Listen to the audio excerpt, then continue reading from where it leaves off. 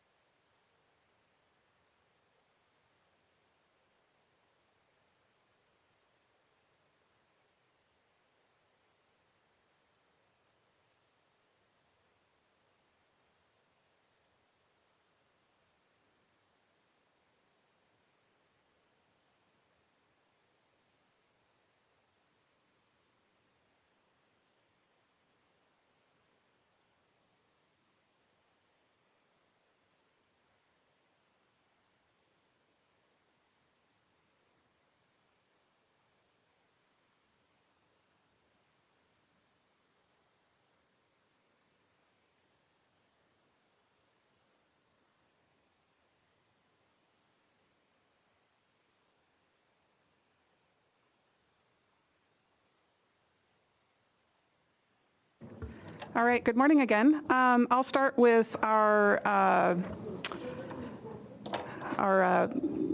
safety instructions. Please look around you and identify 2 exits closest to you. In some cases, an exit may be behind you. In the event of a fire alarm, we are required to evacuate this room. Please take your valuables with you and do not use the elevators. Evacuees will exit down the stairways and possibly to a relocation site across the street. If you cannot use stairs, you will be directed to a protective vestibule inside a stairwell. Should you have to relocate out of the building, please obey all traffic signals and exercise caution crossing the street. We have a few housekeeping details to go over. Drinking fountain and restrooms are located out of the doors in the back, out of the back of the room. Go to the left, then past the glass sculpture hanging from the ceiling. The drinking fountain and restrooms are located on the right. So with that, thank you for joining us today. We're holding this workshop, this public workshop, to take input and comments on the preparation of a zero-emission vehicle investment plan to be carried out by Volkswagen. On October 25th, the judge approved the partial consent decree, which applies to the entire United States and California with special provisions for California.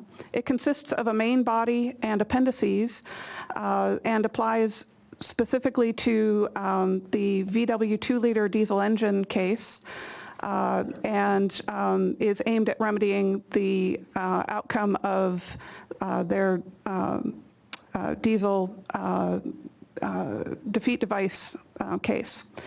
This does not include claims for civil penalties and does not resolve claims concerning the 3-liter diesel engines, and it does not address any potential criminal liability. This will come into play as we discuss how the Appendix C works.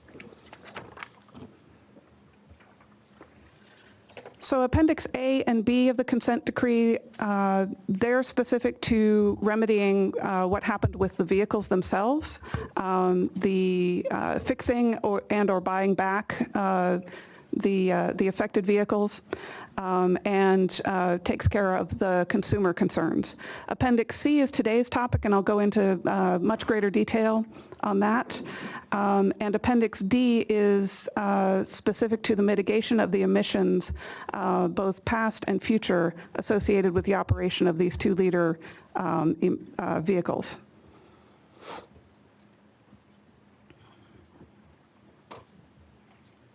So when the Air Resources Board entered into a conversation about what we wanted to accomplish with the settlement around a discussion of Appendix C, we wanted to see support for the growth of the ZEV market, increased availability of ZEV infrastructure. We wanted to see awareness of ZEVs increased, and we wanted to be able to have programs which increased access to ZEVs across all California income sectors.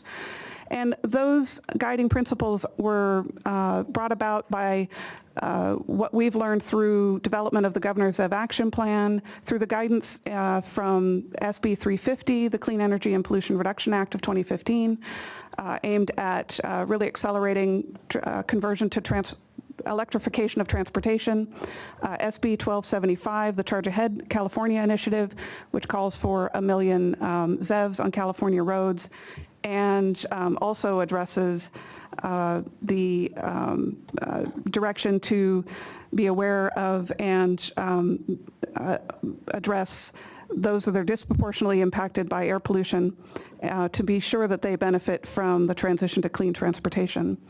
And then also SB 535, which directs that 25% of money spent for greenhouse gas emission programs benefit disadvantaged communities. So those were sort of the guiding principles as we entered into our conversations with Volkswagen and what we hoped to accomplish with establishment of this ZEV investment fund. So what the Appendix C accomplishes is a $2 billion ZEV investment by Volkswagen, $800 million of which will be for California, to be spent over 10 years, divided into 4 30-month spending cycles. Investments will be reviewed annually by a third party, and the goals of those investments are to support transportation electrification, to support the next generation of zero-emission vehicles, grow the state's burgeoning ZEV market, and support access to ZEVs, including for low and moderate income consumers in disadvantaged communities. And to be clear here, this is money to be spent by Volkswagen. It is their investment in these topics, unlike the mitigation fund, which is to be spent by beneficiary agencies. The eligible ZEV investments that are outlined in the consent decree include ZEV Infrastructure, brand-neutral education and public awareness campaigns, ZEV Access improvements for all California consumers, and a Green City initiative. To dive a little bit deeper into what's included in ZEV Infrastructure, it lays out that design, planning, construction, installation, operation, and maintenance of ZEV Infrastructure is included in their investments. Infrastructure should support and advance the use of ZEVs throughout the U.S. And it may include level 2 chargers, DC fast chargers, heavy-duty ZEV refueling, later generations of charger technology. This could include wireless charging and ZEV fueling stations, and what's meant by that really is hydrogen fueling is possibly included. And then we've been communicating with Volkswagen that there are many sources available to them, including community readiness plans that will help assist in identifying where gaps exist in ZEV infrastructure to help them identify where their investments would be most useful. The second category is brand neutral education and public outreach that builds or increases public awareness of ZEVs. We've had a number of studies shared with us, and as well as studies that we've conducted, that demonstrate that the majority of Californians don't even know that a ZEV is available on a car dealer lot, and if they don't know about it, they won't buy it. They won't even think about buying it. So this is seen as a critical aspect of improving the ZEV market, raising awareness, and really driving folks to investigate ZEVs further. The consent decree states that they cannot feature or favor Volkswagen vehicles or services as part of the education and outreach component, but it may contain the statement sponsored by Volkswagen.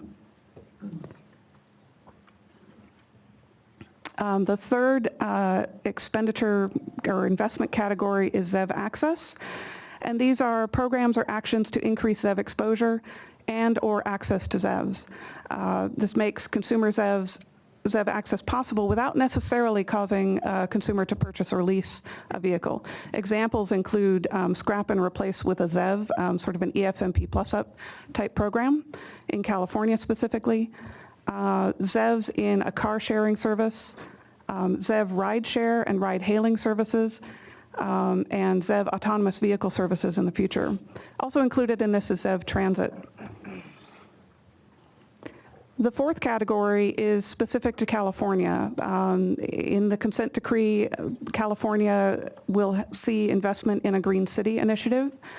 This is to see demonstration of all of these ZEV components that I've just talked about concentrated in a single community with operation of programs like ZEV car sharing service, ZEV Transit, freight transit, zero-emission freight transport projects, and this could include other elements like vehicle grid integration and integration of renewables as part of the charging infrastructure. So really a number of elements that bring together in a concentrated fashion transition to a zero-emission transportation future. So that is a description of what the consent decree contains. And now I'm going to really talk about what we're here today to talk about.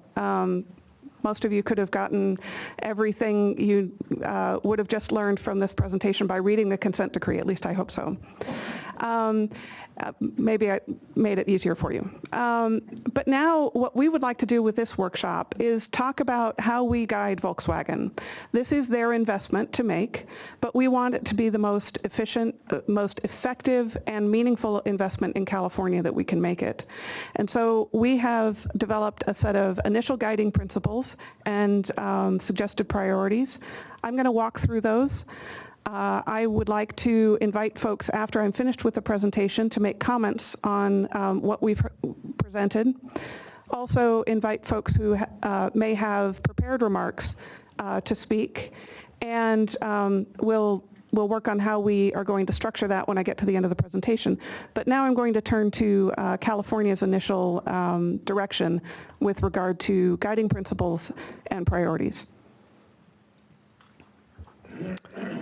So first off, as our California ZEV Action Plan points out, if people don't know about ZEVs, they won't buy them, and if they don't know where they're going to fuel them, they won't buy them. So the first two areas of priority for California, we feel, are ZEV infrastructure and public awareness. And we urge Volkswagen to make early, visible progress in the first 30-month cycle. We'd like to be at the end of the first 30 months and be able to count the number of chargers, the number of ZEV refueling stations, and the increased number of consumers that are aware of ZEVs as a result of the actions that Volkswagen has taken. We would also like to see that expenditures are complementary and additional to investments being made by government and the private sector in California.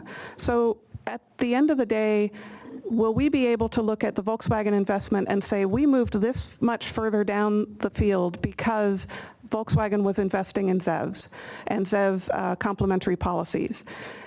So that's the additionality aspect, but also complementary. There is a lot of good work going on in California, and we'd really like to see where there are opportunities for Volkswagen to add on to that, to make it better, to work with the existing programs that are underway in California or about to be started.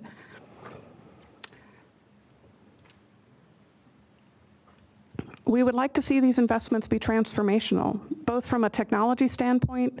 Are there investments in the next generation of infrastructure technology that can be made, opportunities to see the integration of the next step in what infrastructure can do from a smart grid or vehicle grid integration standpoint, as well as the next step in providing transportation services using ZEVs for communities. And we would also like to see Volkswagen invest in a variety of geographic regions throughout the state. That's actually required in the consent decree. But at the same time, we don't necessarily want to see a pepper shot approach of a little bit here and a little bit there, but some thoughtful choice of specific communities where we can measure at the end that infrastructure was substantively improved and really made a change for the drivers in those communities. So a variety of community types, and particularly serving disadvantaged communities so that we can really move the needle. And that takes me to our next priority and guiding principle, which is investment in and serving disadvantaged communities. We would like to see a matching of the goals that are set in SB 535 to make sure that we're really serving all of California. Hydrogen is very important as a transportation fuel in California. It promotes technology diversity, it's scalable to larger vehicle categories, enhances refueling range and speed, and assists with meeting our air quality and GHG goals. So for those reasons, we would like VW to strongly consider including hydrogen funding in their investments. Data collection is very important. For a number of reasons, including transparency. We would like to be able to show the public what we've accomplished from this settlement. So data collection for transparency. We would like it also for being able to measure the effectiveness of programs and to help those that, say, other state agencies, local governments that are investing in infrastructure and other ZEV supporting activities, what can they learn from Volkswagen's investments? So we hope that the data that we're collecting or that Volkswagen collects and shares with us can help inform future investment by other parties as well. Investments should not interfere with or undermine established and emerging businesses that are in the marketplace. We don't have an expectation that this is going to have a, that the Volkswagen investments would replace or usurp the efforts already in place by parties in the industry now. And we hope that Volkswagen investments demonstrate corporate social responsibility and a cradle-to-grave sustainable business case. We have every expectation that that will be the case based on our conversations with them. They are indicating that their interest in these investments is as a real business moving forward. So there are aspects of the consent decree that point to a need to be fair and use consistent business practices. I'll turn now to some of the priorities and examples that we've thought through. On the infrastructure, we prioritize, and we're look forward to taking folks' comments on this list of priorities. Expanding the consumer market for ZEVs by providing workplace and multi-unit dwelling charging solutions. This is aimed both at expanding what today's consumers can expect in terms of where they can charge, but also helping those who may not be able to charge at home either charge at work or by solving that problem of not being able to charge at home at multi-unit dwellings by putting charging in those locations. We'd like to support extended range travel through DC fast charge stations. And this too has the opportunity to serve those who may not have home or workplace charging. And to fill the gaps in public long dwell time charging stations with public charging along the lines of grocery stores and movie theaters, hospitals, doctors' offices.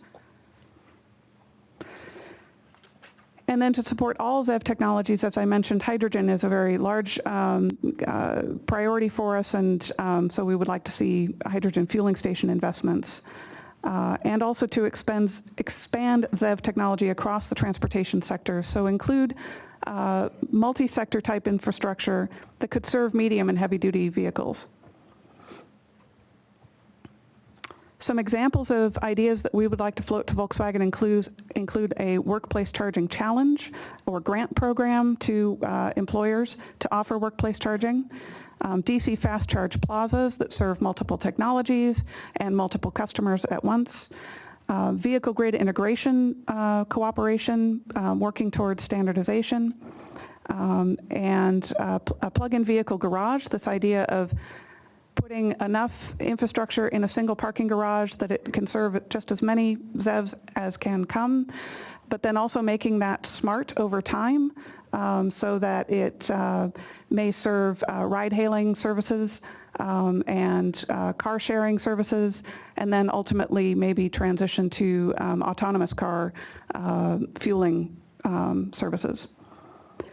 We're recommending curbside charging hydrogen station investment, as well as investment in hydrogen station network support. There are a lot of things that happen apart from the actual funding of a station, which make the network possible and functional as a retail network.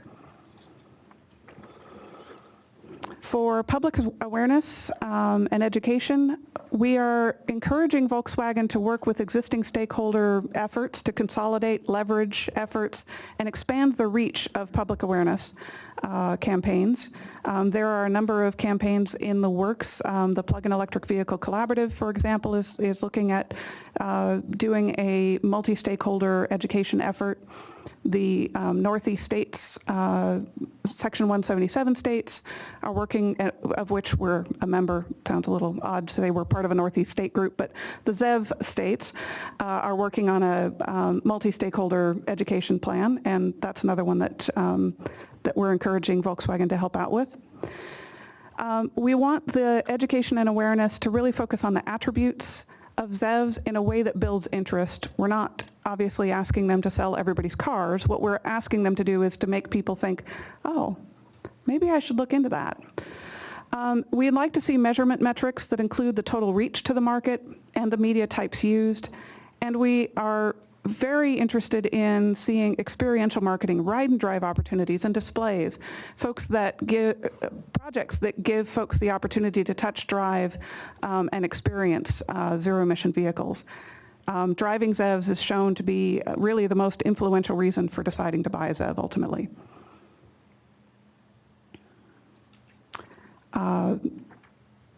So our specific recommendations include funding a contractor to offer ride and drive opportunities at public events with multiple ZEV models, offer challenge grants to bring other stakeholders into multi-stakeholder funded outreach programs.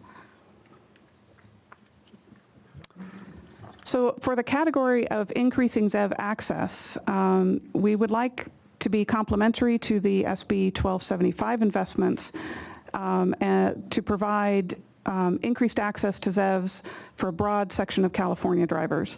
And we would prioritize the following projects: ZEV, scrap and replace with a ZEV, particularly in disadvantaged communities, community-based car share programs, especially those serving disadvantaged communities, zero-emission transit, ride-hailing services, and autonomous ZEV demonstrations when those are ready.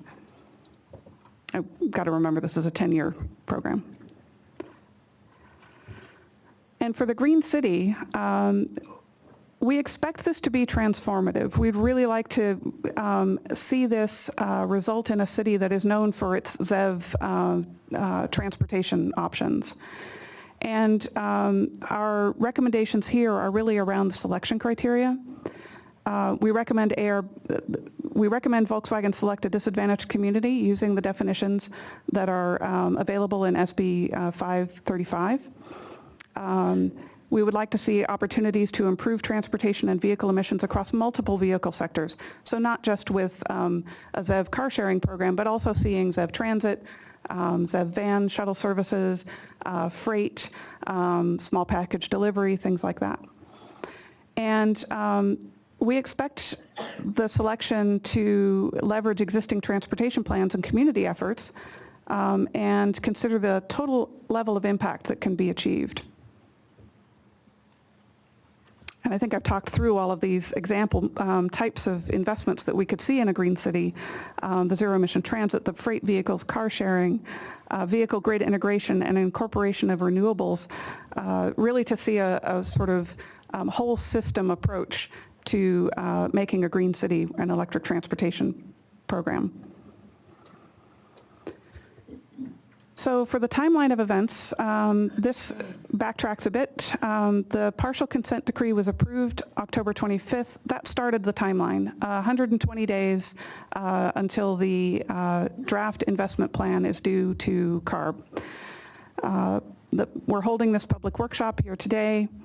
We're going to give an informational board presentation on December 8th, next week. We have a public comment period open until October 16th. And then once we've gathered all of, sorry, December 16th. What did I say? Oh, goodness. Yes, December 16th.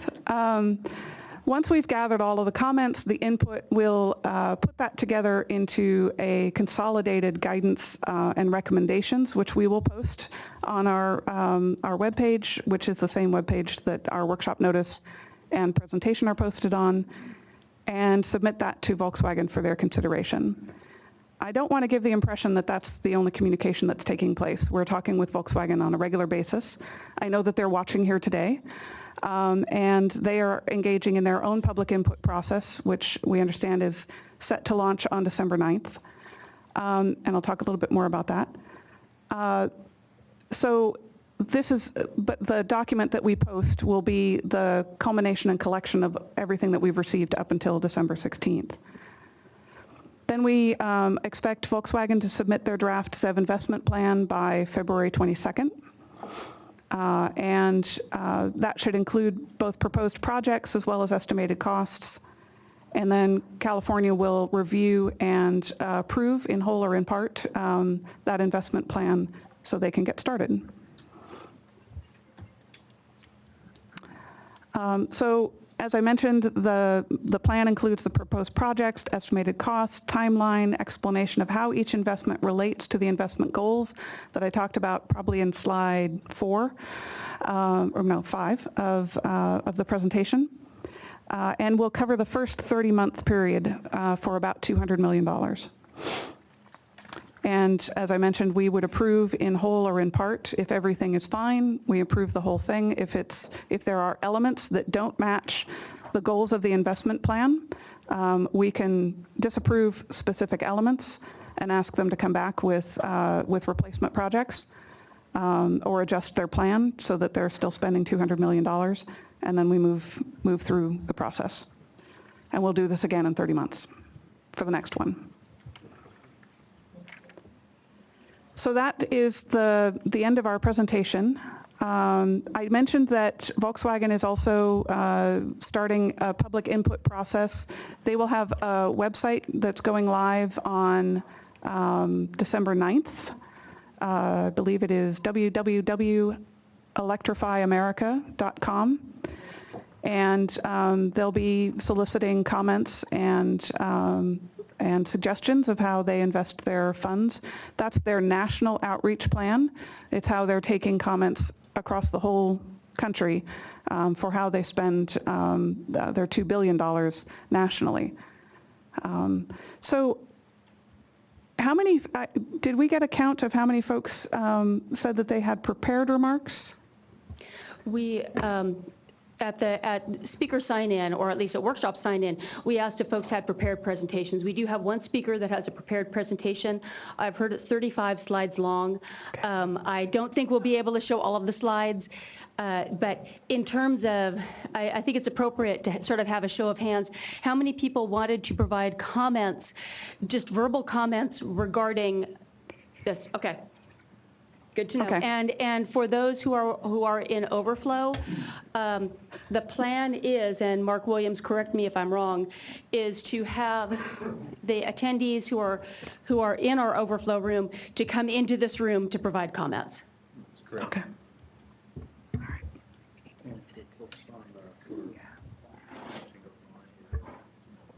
We're not going to.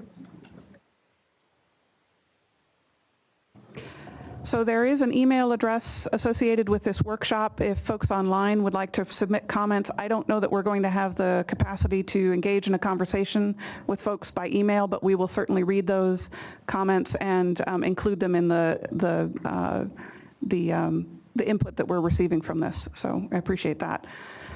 Are there specific questions about what I presented? Maybe let's start there, and then we'll move to a more open process. Yes, and do we have mics?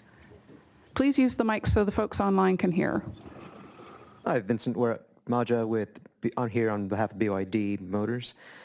With respect to the Green City priorities, will those be competitive solicitations, or do you have a game plan that's different than that? How do you mean specific? What is soliciting, competitive solicitation for what? So will the funding, traditionally ARB does competitive solicitations. I know that VW gets its own say. Will VW be selecting which cities benefit from the Green Cities projects, or will there be a competitive aspect to that selection process? So Volkswagen is expected to choose one green city, and their selection process is up to them, but in consultation with ARB. We expect them to have a list of selection criteria that they walk through that makes it clear why they've chosen the city they have. And as we talked about in the presentation, we have a few criteria that we specifically want them to use. Annalisa, let me jump in. We've already received a question by email.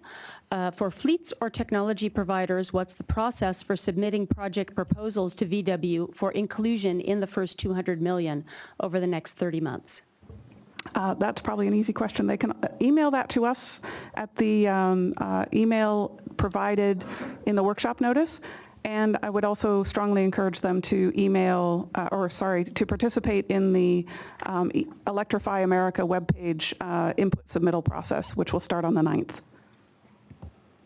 Question over here. Hi, Doug Eisinger with Sonoma Technology. I'm curious if under the Green City program, are there any projects that are possible that would complement the ZEV portion of this, such as, for example, doing roadside tree planting to reduce exposure to near road pollution during the period when ZEVs are still not the dominant vehicles on the road? That's a great question. They wouldn't count as a creditable cost towards the ZEV investment plan, but those are absolutely the kinds of things that would be a great complement to a Green City project. So if I understand you, does that mean that those projects would not be eligible for funding under this settlement? Volkswagen would, if Volkswagen invested in such projects in a Green City, they wouldn't count towards the ZEV investment requirement.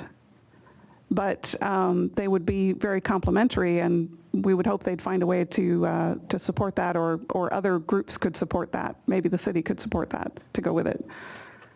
But the money couldn't be pulled from the 200 million? Correct. We were quite specific in the consent decree that the projects had to be directly related to ZEV deployment.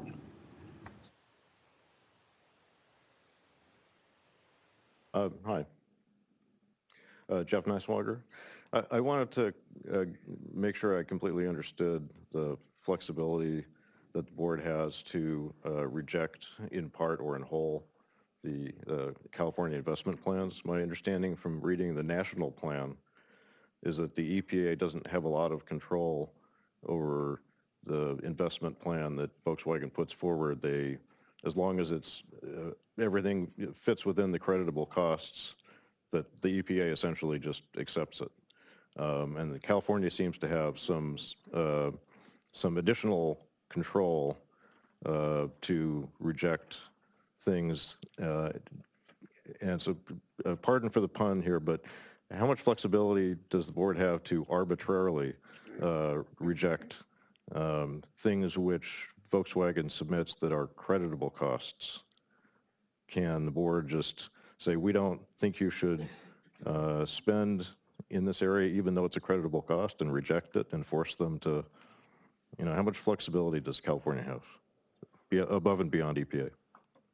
So starting with your second question, the consent decree provides, there's an Appendix C1 where there's an outline of the kinds of costs and the limitations on creditable costs. Right now, VW is required to submit a draft California creditable cost guidance document that we are then reviewing, and we'll provide them comment on, and they're required to, and that will further delineate the kinds of creditable costs that can be associated with each investment, and a final one will be submitted at the end of December after discussion with ARB and negotiation based on the goals and terms of Appendix C and C1. And then in terms of the actual ZEV investment plan, the draft ZEV investment plan is required under paragraph 3.3 to provide ARB a list of all anticipated costs that are associated with each proposed investment.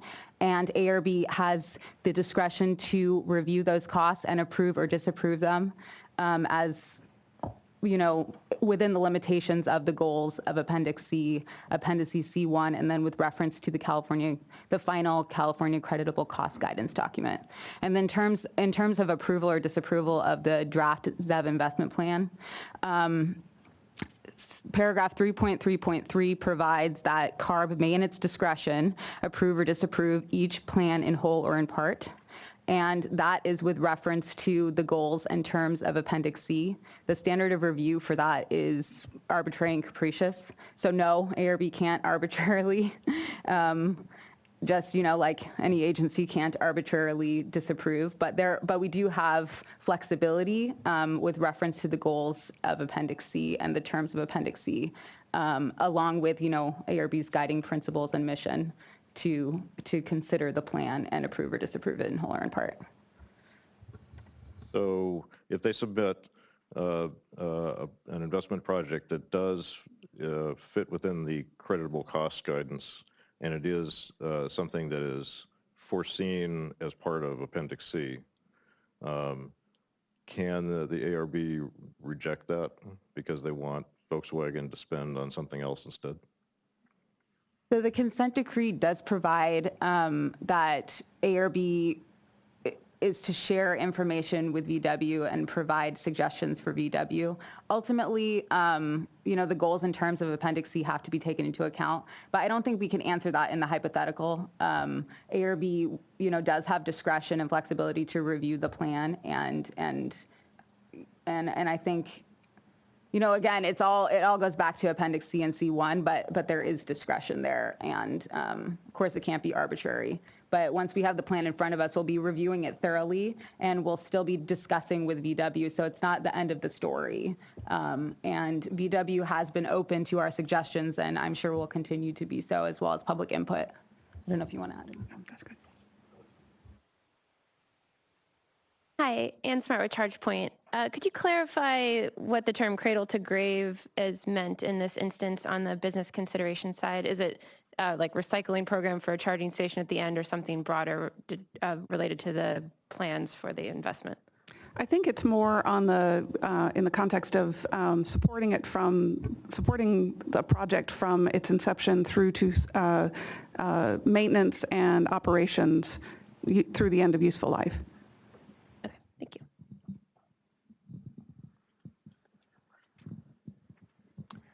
Hi, Will Barrett with the American Lung Association in California. Just a clarifying question on the public education campaign, and kind of following on the Sonoma technology question. Would you consider sort of public health research, near roadway exposure research within that campaign for public education, or is that more complementary activity in your view? I was thinking essentially like the Southern California Children's Health Research and those kind of programs. I want to look at that more specifically, but my first blush is probably not, because it doesn't result in increased use of ZEVs directly, or supporting the ZEV market relative to the drivers and the vehicles. But I think I need to understand that a little more closely. While we're getting other speakers in the room, there have been a series of email questions asked. Oh, okay. I have one of them here. Yeah, why don't you take that one, then I'll feed you the rest. Sure. What has VW's reaction been thus far to your interest in investments in hydrogen vehicles and fueling infrastructure? I don't really want to speak for Volkswagen, honestly. So I don't think it would be appropriate for me to answer that. Volkswagen should answer that question. Okay, question came up. Will CARB hold a similar webinar public meeting on Appendix D, as in dog? If so, when? The beneficiary for Appendix D has not been named, so we can't say that we would, because we're not named as the beneficiary yet. Okay, I want to tackle a couple more before we go back to the room. How much discretion does CARB have to shape the investment plan through the approval process? Should we advocate for our projects with Volkswagen or CARB? Will there be a call for a project's process? VW's investment plan is due to CARB by February 22nd, which is not much time. And then then the last question is, will VW funds flow through CARB or directly from VW to project sponsors? I'll tackle the first one, or the last one first. No, funds will not funnel through CARB. They will be invested directly by Volkswagen. In terms of providing input, I recommend CCing CARB so that we know what folks are interested in, but also for specific projects to make sure that Volkswagen knows about those directly. Okay, let's go back to the room. Yeah. Hi, Kent Leacock with Proterra. In relation to the infrastructure priorities as well as the types of projects in the medium and heavy duty sector, I'm wondering, would the ability for the charging to serve the public as well kind of go at cross purposes to the medium and heavy duty sector, which are generally commercial fleets? But what I'm thinking is that in the case of like transit agencies, for example, if they worked with their particular city and the public works department and they were electrifying their passenger fleets that the workers use, then would that kind of work to that direction? Because otherwise, on the heavy duty side and medium duty side, the fleets are going to be closed off, and where they charge wouldn't be available to the public. That's a good question. I think there may be specific opportunities that I can't articulate just at the moment. I'm trying to think of a situation. You bring up a good point that in many heavy-duty, medium-duty operations, the needs of the fleet would make it difficult to also serve the public. But there may be public depot opportunities that could serve, say, fast charging of a fleet service that also serves the public as a fleet is out in the field. So those might be opportunities that could be explored. What about the scenario where a particular jurisdiction was growing, replacing gasoline vehicles with electric vehicles so that it would be leading towards transportation electrification, Right. But just from the internal perspective of that city or county or whatever? Would that be something that would be a viable option? I think that's something that should be explored and looked at. So that's really a conversion of a fleet from gasoline to electric, and would there be an opportunity or an interest in providing funds, say, for infrastructure to support that conversion, and could that also support the public? That might be a project worth looking at. Hi, Jeannie Wardwaller with the California Bicycle Coalition. I had a question about the investment guiding principles around SB 535 and disadvantaged communities. I was curious just why you weren't referencing AB 1550, since as of this coming year, that will be the sort of superseding statute and has a slightly higher target for disadvantaged community investment. What is that? Could you share what that target is? 1550, I think you have some of the bill sponsors here in the room, but it sets a 35% target rather than a 25%, and it extends an additional percentage to low-income households outside of defined Callan virus green communities. So those seem to be folks who could be beneficiaries from this program as well. Okay, thank you for pointing us in that direction. Okay, let me jump in with a request from one of the folks watching the webcast. Could the CARB speakers identify themselves? ID cards on table are hard to read in the webcast. And indeed, we jumped into this workshop without doing introductions at the table. So I'll start. I'm Elise Ketty. I'm manager of the Zero Emission Vehicle Implementation Section here at ARB. Jeffrey Lideker. I'm staff working on the VW project. Gerhard Achterlich, manager of Zero Emission Vehicle Infrastructure Section. Annette Hebert, Division Chief over the E-Cars Division of ARB. For those listening and hearing this voiced a lot, this is Annalisa Bevan, Assistant Division Chief of the E-Cars Division. Hi, this is Alexandra Camel. I am with the ARB Legal Office assigned to implementation of Appendix C. And Mark Williams from the Zero Emission Vehicle Implementation Section.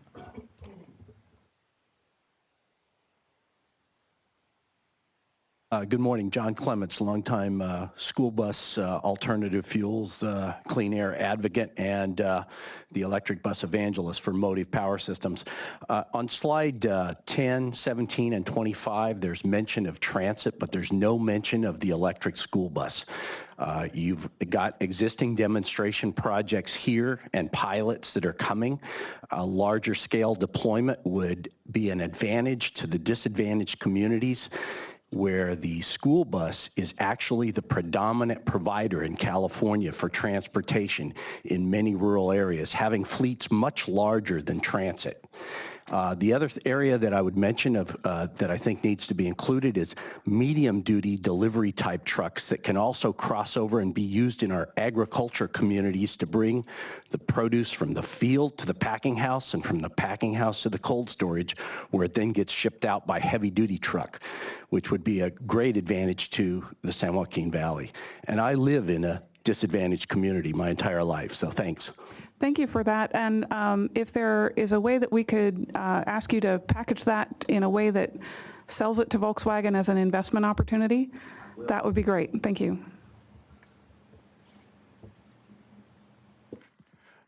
Good morning. Alex from the Office of Assemblymember Mike Gibson. I was just looking at your Green City, so the Green City element of this, and I'm sure, I mean, we represent majority disadvantaged communities in our district, and so I'm wondering how do, you know, if they have any interest in this, which I'm sure they will, how do they package and sort of, you know, when I go back to the office and I get a call from the City of Compton, what should I be telling the City of Compton sort of as to how they can reach out to Volkswagen and ARB, and obviously with our office's liaison, we want to be as helpful as possible. So do you have a sort of a strategy for that, for local governments, for everyone in a local government watching that may not be acquainted with how this process works? So I think that introducing themselves through our email comment period, as well as engaging in the national outreach program through the Electrify America website is probably the best way to engage in that way.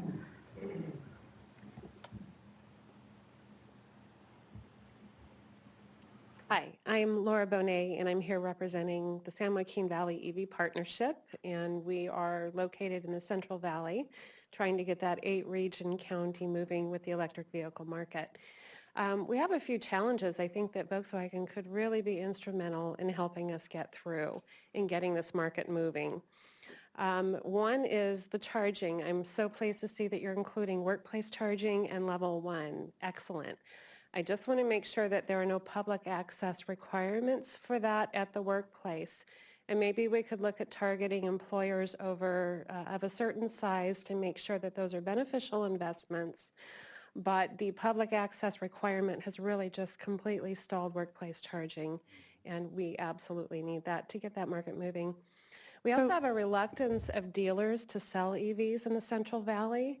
So we've had that chicken and egg thing going between the charging and the reluctant dealers. Volkswagen really increasing their visibility in this region would be key. Our efforts are largely underfunded, so we're pleased to see that you're going to be offering some opportunities for contracting for ride and drives.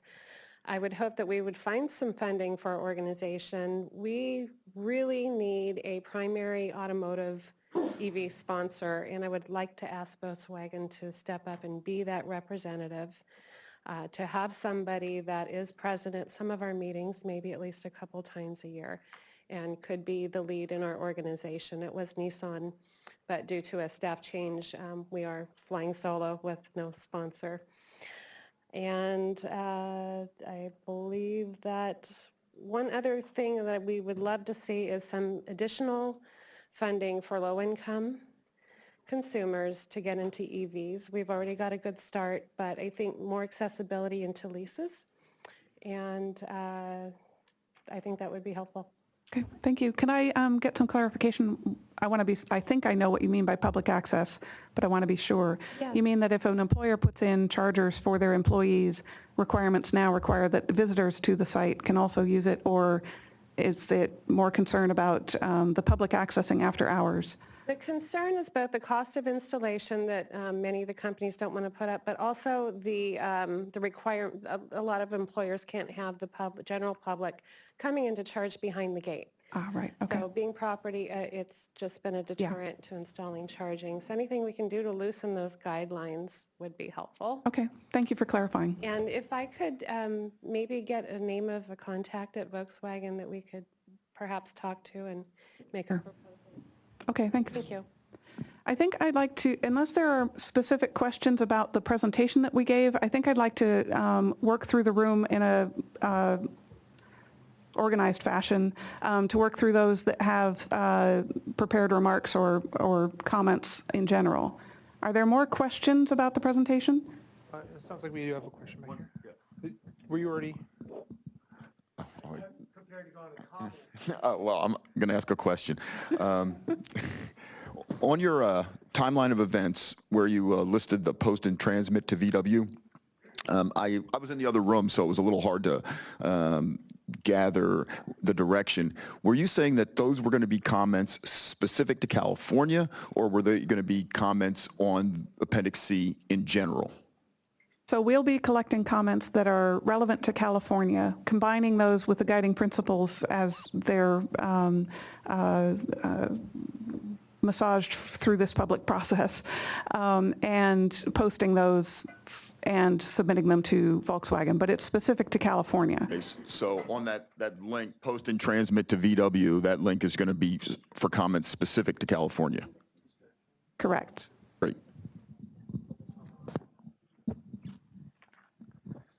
Was there? So more questions?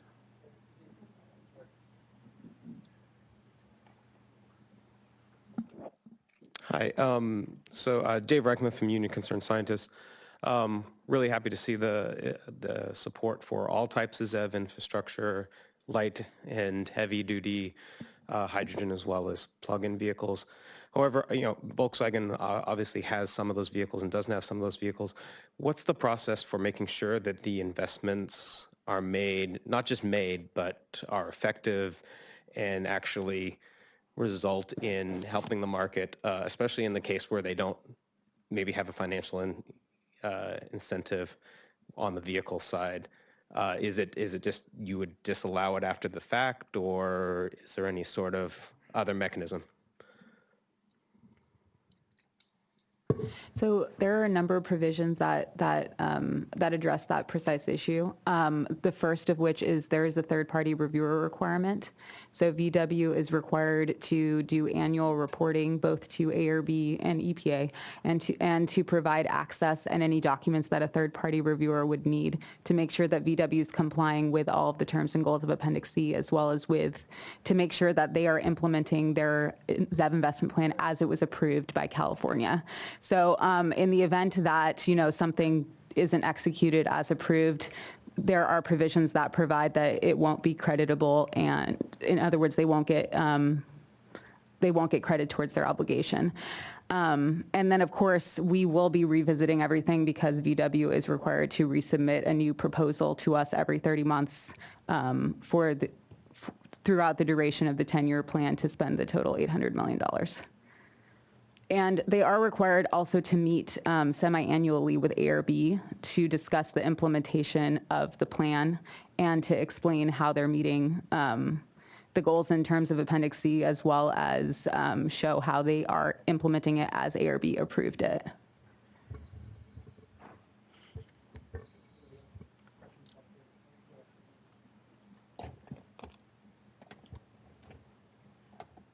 Good morning, Martin Blöd with Siemens Industry. I have a very basic question about the term zero emission vehicle and the definition within that consent decree.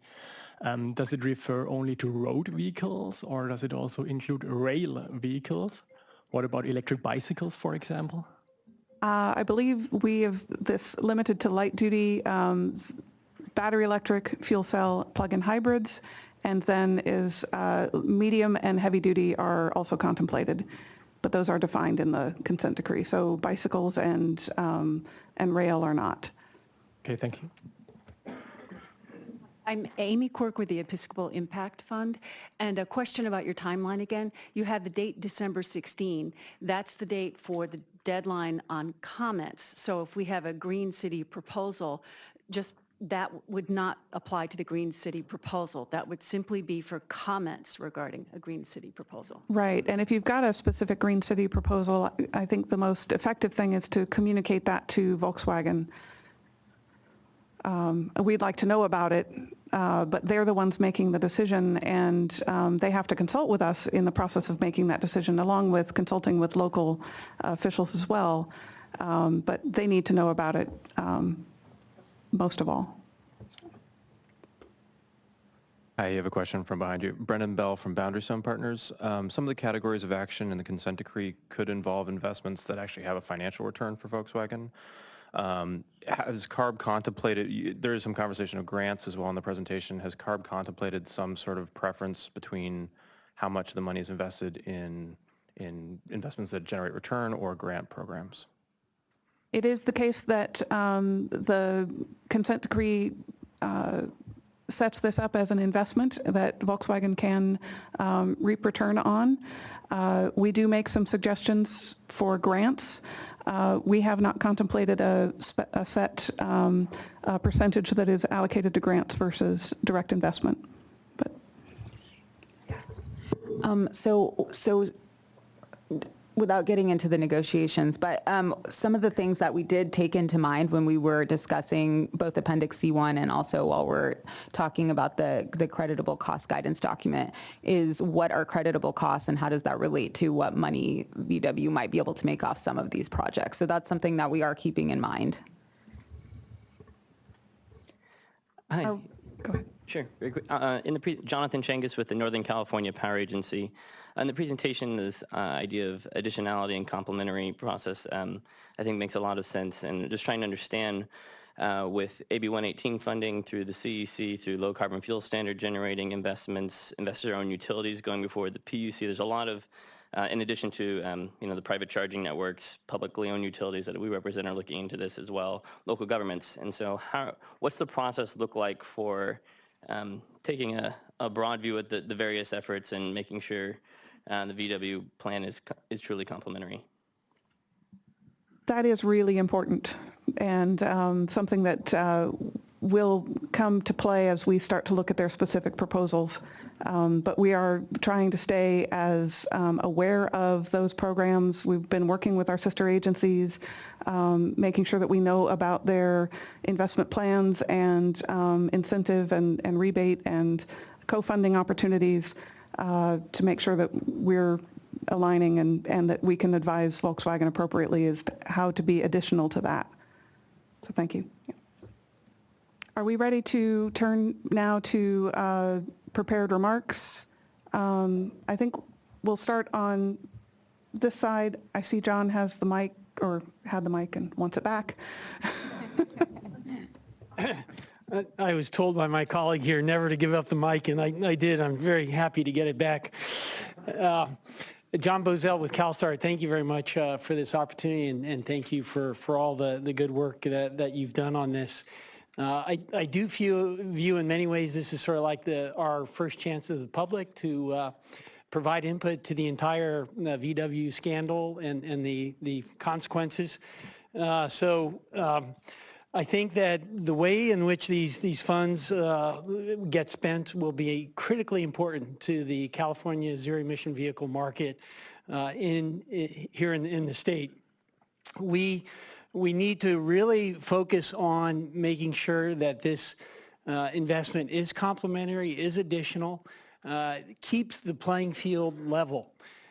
We have got a number of very impressive, effective, cost-efficient ways to deliver funds in California to the zero-emission vehicle sector that are proven and are also, particularly given the timing is really interesting, given the decrease in cap and trade funding, there's a huge need for additional funding right now. So we've got an unmet need with the HFIT program, with the CVRP program. Somebody just recently referenced the new CEC program that's being set up to provide dollars for infrastructure.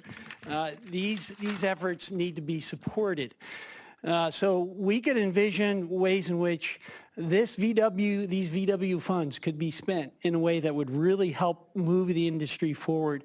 And the funds would be provided in a vendor and company neutral way. Now, if the funds end up being spent and invested in a new VW controlled entity that is a money-making venture, that could really disrupt the market. And I think that's something that we need to really seriously consider. For one example of how this could occur would be that VW decides to go ahead and pay for the infrastructure that other competitors in that space were already bidding on and trying to capture that business. And all of a sudden now VW can come in, basically spend this money that they have to spend anyway to undercut the competition. So we really want to avoid that. I think there's a tremendous opportunity to take advantage of the existing operations for VW to come out looking great, to really move this industry forward, and we'll be submitting comments along those lines accordingly. Thank you. Thank you.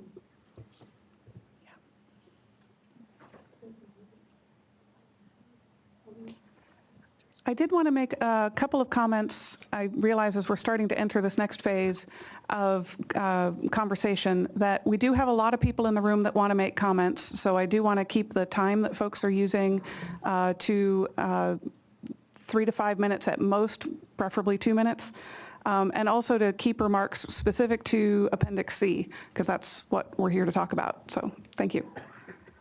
I have about 6 minutes of comments, so I beg your indulgence and patience. And thank you for going first, sir. First of all, I want to thank you for having this forum to provide comments. I think there's really been some good thinking. And can we ask you to introduce yourself? I will. And I want to just provide some comments on a few areas. My name is Tony Canova. I'm the Chief Operating Officer of a company called ChargePoint. We were founded 8 years ago and I believe have laid the foundation in this industry for the largest scaled network of charging stations in the United States and possibly the world. My role with the company is that I lead our sales efforts. So I'm in touch with why companies buy charging stations, and I think that's a very important thing to focus on. Charging today, the sector today is vibrant, but it is also vibrant because it's fierce with competition, innovation, and that competition and innovation has to be something that continues. So I think that's something that is really a requirement here. Now this fund has the potential to dramatically accelerate EV adoption, and that's good. But how it gets deployed is really, really critical, and that's where I want to have some comments. California is our most important market. About 40% of all of our charging stations are in California, and it's been successful largely because of the leadership of this organization, of your organization. So here's where I'll get into some specifics. The state of California, as a matter of policy, has determined in SB 350 that the state agencies, when developing guidelines, have to stimulate competition, consumer choice, and innovation. And if you look at section 740.12, it specifically states that, quote, widespread transportation electrification should stimulate innovation and competition, enable consumer options in charging equipment and services, attract private capital investments, and create high-quality jobs for Californians where technologically feasible, end quote. It goes on to say, quote, agencies designing and implementing regulations, guidelines, plans, and funding programs to reduce greenhouse gas emissions shall take the findings described in paragraph 1 into account, end quote. So that means that all agencies, including CARB, shall take these findings into account when developing guidelines. Now, the draft states that investments should not interfere with or undermine established and emerging businesses in the marketplace. And that is appropriate, but we find that it doesn't go far enough. in making sure that these principles are adhered to. So we have three basic areas that I want to focus on. The first is that investments need to stimulate innovation, competition, customer choice in charging equipment, networks, and services. About 4 topics below this one. First of all, that CARB needs to ensure that there's a balancing test. The balancing test established to review benefits of the investment against the consequences. This has been something that has been successfully done by the CPUC in utility pilots. The second is that the potential for any unfair market advantage or disruption to the competitive marketplace for EVs and charging stations should be identified, and it has to be monitored because that's critical, we believe, to success. Our top concern is that VW will seek to develop its own charging station network. And in so doing, all of the value of this industry will end up being in one place. Now, just to give you some sense, the network is our core competency. The network is our core value proposition. And if you do what is intended, it would be equivalent to telling Apple that it could not have the ability to deploy applications or deploy content. And what would be left is a hardware vendor. And our concern here in this is enabling a situation where all of the vendors in this space who are used to competing with each other every single day really become relegated to just being hardware vendors. It would also allow VW to control interaction with all drivers. And VW is about 4% of the market in the United States, but this would suddenly give VW access to 100% of the data of all EVs on the road. So that's the first item. The second and the third are much shorter. Investments need to be brand neutral. You know, and I know you have some provisions for this, but they can't favor one EV manufacturer over another. And we think that that's really critical. And the third is that investments have to demonstrate funding justification. And what I mean by this, and this gentleman touched on it first, is free isn't a good thing. Free causes charging stations to be in many of the worst places. Free tends to drive behavior that 10 years from now we'll look back on and realize that free wasn't good. And so really making sure that the principles build on ensuring that charging stations go where there is a business model that supports their ongoing use and sustainability is extraordinarily important. And so we think that companies that put in charging stations should have the right to choose what charging station they want and what network they want. The free market should decide what product gets prevailed, what product becomes implemented, not one company or one set of rules that allows that company to choose the vendor. Workplaces in California, workplaces in the United States, it is what has made this market succeed and sold cars. We have evidence of that. The motivation for workplaces to put charging stations in has to be their choice. The policies must be their choice for this thing to succeed. Then the last point I'll make on this is free basically takes all of the vendors who are represented in this room and makes us all have to compete against zero. That takes this entire market away. And while this market in the long run may be billions and billions of dollars, if in the next 10 years, the majority of that market is free, not only does it promote wrong choices in terms of where charging stations go, but those who are not chosen by VW basically don't exist anymore. So my last point in 30 seconds is that at the end of this, we need a vibrant industry. Right? We need an industry that not only has supported the goals of deploying cars, but a business that's vibrant with innovation with competition, and at the end of 10 years, a business that sustains because private industry, as well as rebates or grants, have caused it to thrive. It's not just something that at the end of 10 years goes away, but something that has to continue. Thank you very much. Thank you.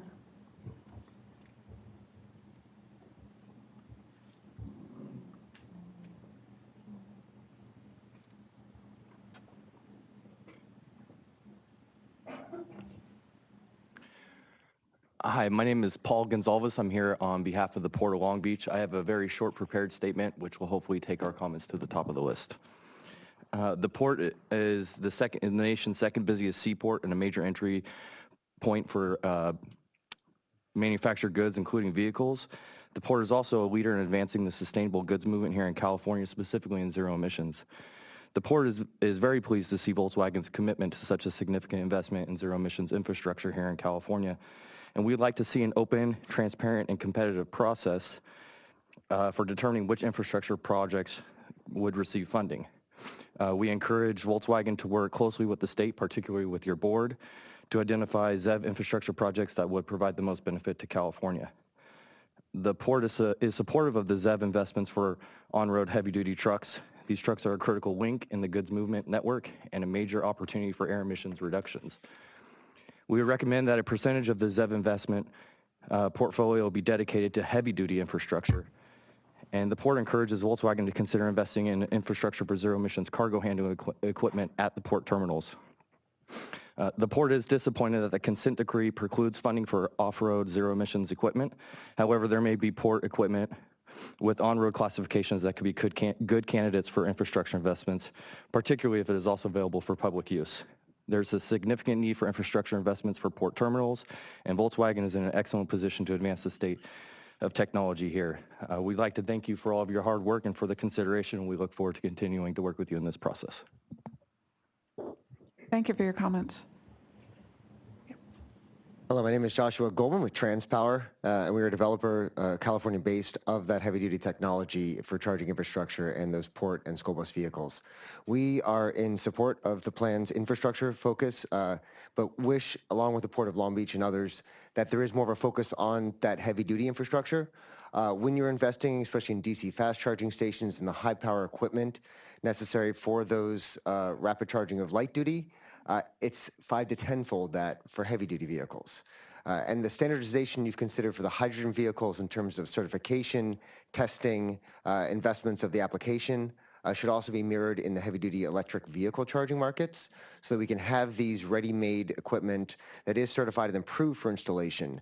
And also consider, especially in the school bus version of those medium and heavy-duty vehicles, the bidirectionality and the capabilities of those periodic vehicles to help fuel those infrastructures. A multi-unit location that can both fuel light duty and heavy duty, including school buses. Those school buses can use the green energy in the late afternoons where the duck curve can't supply to supply those charging stations at a much more affordable and renewable sense. And so please, we ask Volkswagen to consider that investment both in terms of the charging infrastructure and then in terms of the testing of the vehicles as well.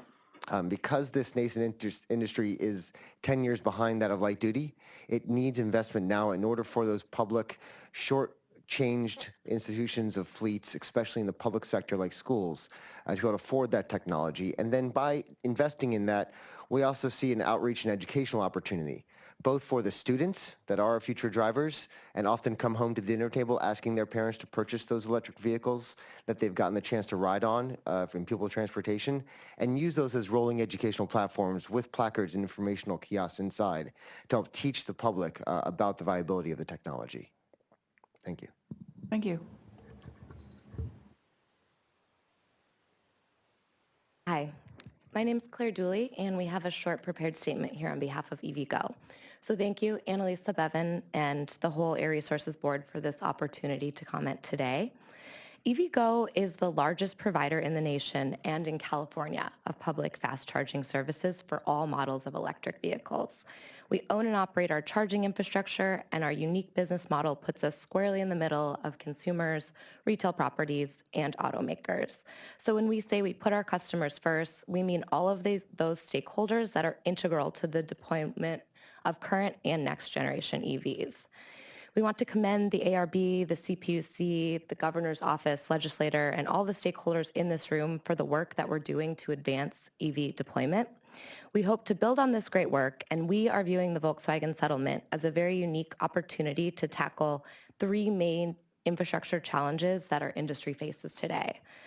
So first, EV charging operational costs are substantial, and they're often uncorrelated to utilization because of things like utility demand charges, which today reach up to 80% of our operational costs. We need a committed entity to support these early costs, and we need to work together as an industry to improve the cost structure for long-term fiscal sustainability. Second, we see high-speed charging as the future. While battery capability improvements increase driving range, which is great, they also increase charging time. For example, using a 50 kilowatt fast charger, today's Leaf charges near full in about 30 minutes, while the new Chevy Bolt does so in 1 hour. Next generation EVs could take even longer than that. To maintain charge times and make the jump to higher power chargers, the industry will need access to more capital and more electricity. This could require as much as $1 million per site. Merely upgrading the over 300 fast charging stations in California could cost roughly $300 million. Third, multifamily residents need better access to charging. Many or most multifamily residents in California do not have a dedicated overnight parking space that could support their own charger. In order to reach these residents and make EV ownership a reality across all income levels and geographies, even more high-speed public charging is needed. If that goal requires, let's say, doubling the number of sites, then at $1 million per, we're now looking at $600 million. So we see the Volkswagen investment as a significant down payment on the total investment required to make ubiquitous EV deployments a reality. EVgo strongly supports the infrastructure spending required by the settlement and asks for continued advancement of strategies and co-investments alongside these funds so that more private investment will leverage these dollars here in California. Additionally, we encourage the use of investments in Appendix C for EV charging only, not for hydrogen fueling. We also encourage, although I know we're not talking about Appendix D, we do encourage the full use of the 15% light-duty infrastructure available for EV charging. California and the United States should get tangible and durable assets for the VW investment. While we understand marketing is helpful, the biggest impact comes from seeing EVs in your community being driven and being charged by your neighbors and by your coworkers. Deploying more public fast chargers to put more consumers in EVs is the best way to raise this awareness. EVgo would like to reiterate our willingness to collaborate, to partner, and to transfer knowledge from our experience building the nation's largest public fast charging network to this settlement effort. We encourage Air Resources Board to make sure VW has the right plan in place with controls that are fair but not overly burdensome. In summary, we appreciate the opportunity to share our views today, and we look forward to being a helpful partner to California, to the United States, and to the industry as we move towards our shared goal of mass EV adoption. Thank you. Thank you. I'll just step here, if that's all right. Good morning. Thank you for letting me address the workshop.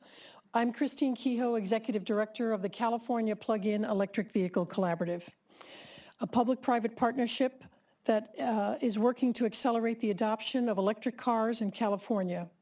Our 46 members include global automakers, state government, including the Air Resources Board, a founding member, charging equipment and network providers, utilities, and nonprofit organizations. The stakeholders of the PEVC convene, collaborate, and communicate on emerging market trends and work to address challenges and enable strong market growth.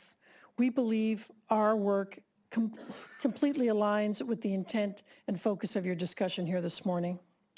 During the last 6 years, the PEV Collaborative developed numerous programs to raise awareness of the benefits of driving electric. We've produced information tools for condos, apartments, and workplace charging. We've sponsored ride and drives across California. We have twice convened Drive the Dream with Governor Jerry Brown and Fortune 100 executives to announce new and substantial corporate investments in workplace charging and other electric driving incentives. In November, we highlighted the 250,000 electric car sale in California, a new milestone that, of course, attracted lots of media attention. The PEV Collaborative has established impactful, innovative partnerships working for electric car awareness and in keeping with Californians' environmental and economic goals. No California group of stakeholders is more dedicated to electric car awareness than the collaborative membership. In keeping with our mission, this year our members took a big, bold step to launch a new independent nonprofit, a 501c3 corporation to engage, educate, and empower people from all walks of life in the electric car revolution. It's called Veloce. Veloce means fast, and we are moving quickly to implement a brand-neutral public awareness campaign. Veloce will be the first public multi-stakeholder outreach campaign of this scale to mobilize mainstream consumers in the movement toward electric cars. Veloce will reach out to all Californians, urban, suburban, and rural communities. We will engage community leaders in authentic, localized campaigns that speak to the needs and values of diverse Californians. We know that this movement cannot exist solely for the benefit of a privileged few. And as you take on the task of how to most effectively, efficiently, and meaningfully, to quote someone at the front table, engage California drivers with an exciting electric car message, think about this. There is a new way to drive, a better way to drive, a faster, brilliantly engineered, turn more heads way to drive. Nothing brings more to every mile than driving electric, and Veloce will spread the word at a scale never seen before. So we ask you to join with us, meet consumers where they are, and inspire them to join the electric car revolution. Because when we work together, the whole world will find a better way to drive. So we want to engage with you thoroughly. So appreciate you hosting this workshop this morning, and we look forward to continuing this discussion. Thank you. Thank you. We're going to work the mic from front to back, side to side. Okay. Who's next? Jeff Niswonger again. So I guess my pet cause is high-speed DC corridor charging, and I'm concerned that in all of the great projects that we saw discussed here, that the DC, that the Volkswagen funding is going to get divvied up into 20 different directions, and there's going to be a lack of adequate focus on high-speed corridor charging. And I really don't want to see the United States end up and California end up in the same situation that we've ended up with in the past, with like high-speed internet being delivered to residential homes, or modern future cell phone protocols being installed through the country, where we've seen Europe and Asia move years ahead of the U.S. And I'm concerned that we're going to see that again with highway infrastructure, where you see, just like this past Monday, there was an announcement of several car makers in Europe planning to put in 350 kilowatt stations, supposedly at 400 different sites, leading to thousands of chargers by 2020. And I'm concerned that California is going to be left behind, and that our mindset that we're coming from is of piddling down a few 50 kilowatt chargers here and there, one at a time, two at a time, and that's not going to match the expectations that we've all been talking about of having 1.5 million EVs on the road in the next few years. And we really need to make those cars be full service cars, not just city mobiles. And I'm concerned that we need to focus the funding that happens through Appendix C and look for opportunities to leverage Appendix D and not, we need to focus our Appendix C funding. Thank you.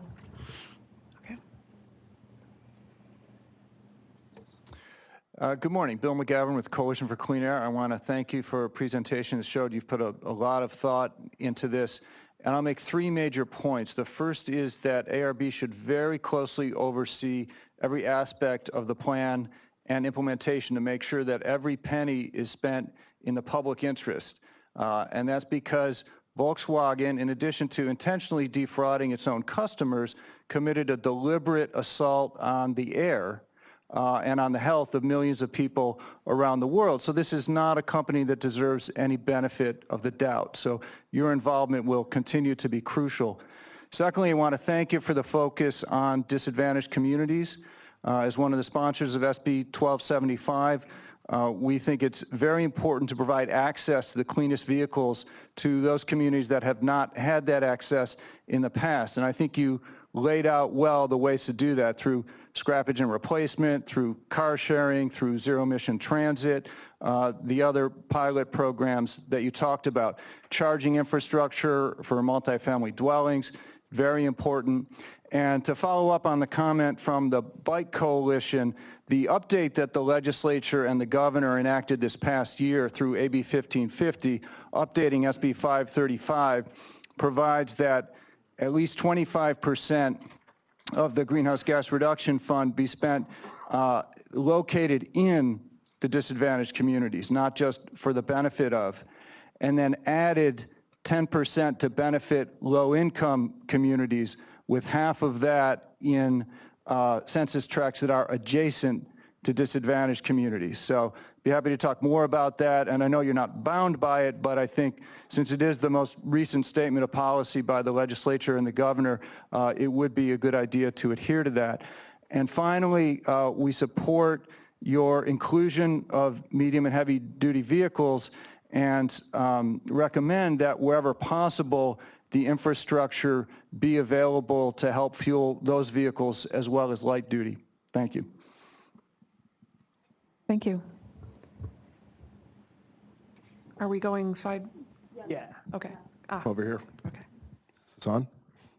Sparky Harris with the City of Sacramento. I just have some very brief comments that kind of build on the last speaker. We appreciate all of the guidance that you're giving to VW, and I'd like to speak specifically to the green cities. On the disadvantaged communities, we do believe that Cal EnviroScreen is a very good tool that you have, but you should also look at the federal HUD Promise Zone designations as well, and maybe make that not necessarily our criteria, but something that VW should look for moving forward, as well as there was a lot of emphasis in your presentation about data collection and reporting, and we have tremendous institutions up and down the corridor, or up and down the state, and I believe VW should pay some deference to areas that have strong connections with research institutions, especially the ones that have ITS, the Institute for Transportation Studies, through the UC system. I think that's really important. It's a great opportunity for the local jurisdictions to partner with our educational organizations to make sure that the data collection and reporting is done in an open and collaborative way. Thank you. Desmond Wheatley with Envision Solar. Thank you again for the efforts that have been put forward here, and I think we're all thrilled that you're involved in this process. The fundamental driver behind this surely is to reduce pollution. It's to undo the ills of what's been called or referred to as Dieselgate now. Transportation in California provides about 40% of our greenhouse gas emissions, but the generation of electricity produces another 30% of our greenhouse gas emissions. And while it was encouraging to see a bullet point in the presentation about the application of renewable energy in electric vehicle charging, unless I'm being overly sensitive, it still appeared to me as a sort of an afterthought or a science project and a green cities project, rather than what it should be, which is the core behind this transition. And if this program that Volkswagen's going to fund here can do something really special for all of us here in California and indeed humanity as a whole. It could be that it could undo this idea that people have, which is that renewables are simply a sort of a last-ditch effort if you can't get the grid to work or something else. Let's just talk about what renewably energized EV charging actually is. It's a reality. It's working today, not just in California, in New York City, in Europe, in the Caribbean, and South America. Grid-independent, renewably energized EV chargers are agnostic to the EVSE provider, agnostic to the service providers and the hardware providers, so that it promotes competition amongst all the vendors who are in the room here today. They're the fastest deployed by any measure. We deploy our chargers in 10 minutes, not 10 months or a year between permitting and grid upgrades. We don't require make-readies. There's zero environmental impact at the time of deployment too. That's another thing let's think about. Digging trenches and holes in the ground, pouring concrete and all that sort of stuff, not the best thing for the environment if we can avoid that. Finally, they give people the opportunity to close the circle where the electrification of transportation is concerned by having them drive on sunshine, which is surely the ultimate promise here. It works, folks, and it's not just a California or Southwest thing. We wouldn't have got through a winter in New York with our products and have them specify us exclusively into an RFP now moving forward if it didn't work very well in those environments too. So please, for goodness sakes, ARB, Air Resources Board, let's emphasize clean, renewable energy in this program, and let's force it to the front instead of having it be an afterthought or just a sort of interesting science project. Thank you for your time. Thank you. I didn't mean for it to seem like an afterthought. That it has been part of the conversation, definitely. Number one. Yeah, okay. My name is Mike McKeever. I'm the Chief Executive Officer of SACOG, the Sacramento Area Council of Governments. Through the end of the year, at the beginning of next year, I'll be the Chief of Staff for incoming Mayor Darrell Steinberg for the City of Sacramento. Thankfully, my current and future employer are in alignment in what I'm about to tell you. First, let me express my appreciation to the Air Resources Board for its role in the entire negotiations over with Volkswagen and being central to initiating these programs. And although we have needs and capacities to help implement all around the great state, I'm sure you'll understand that I want to talk for a few seconds about what those capacities are within this region.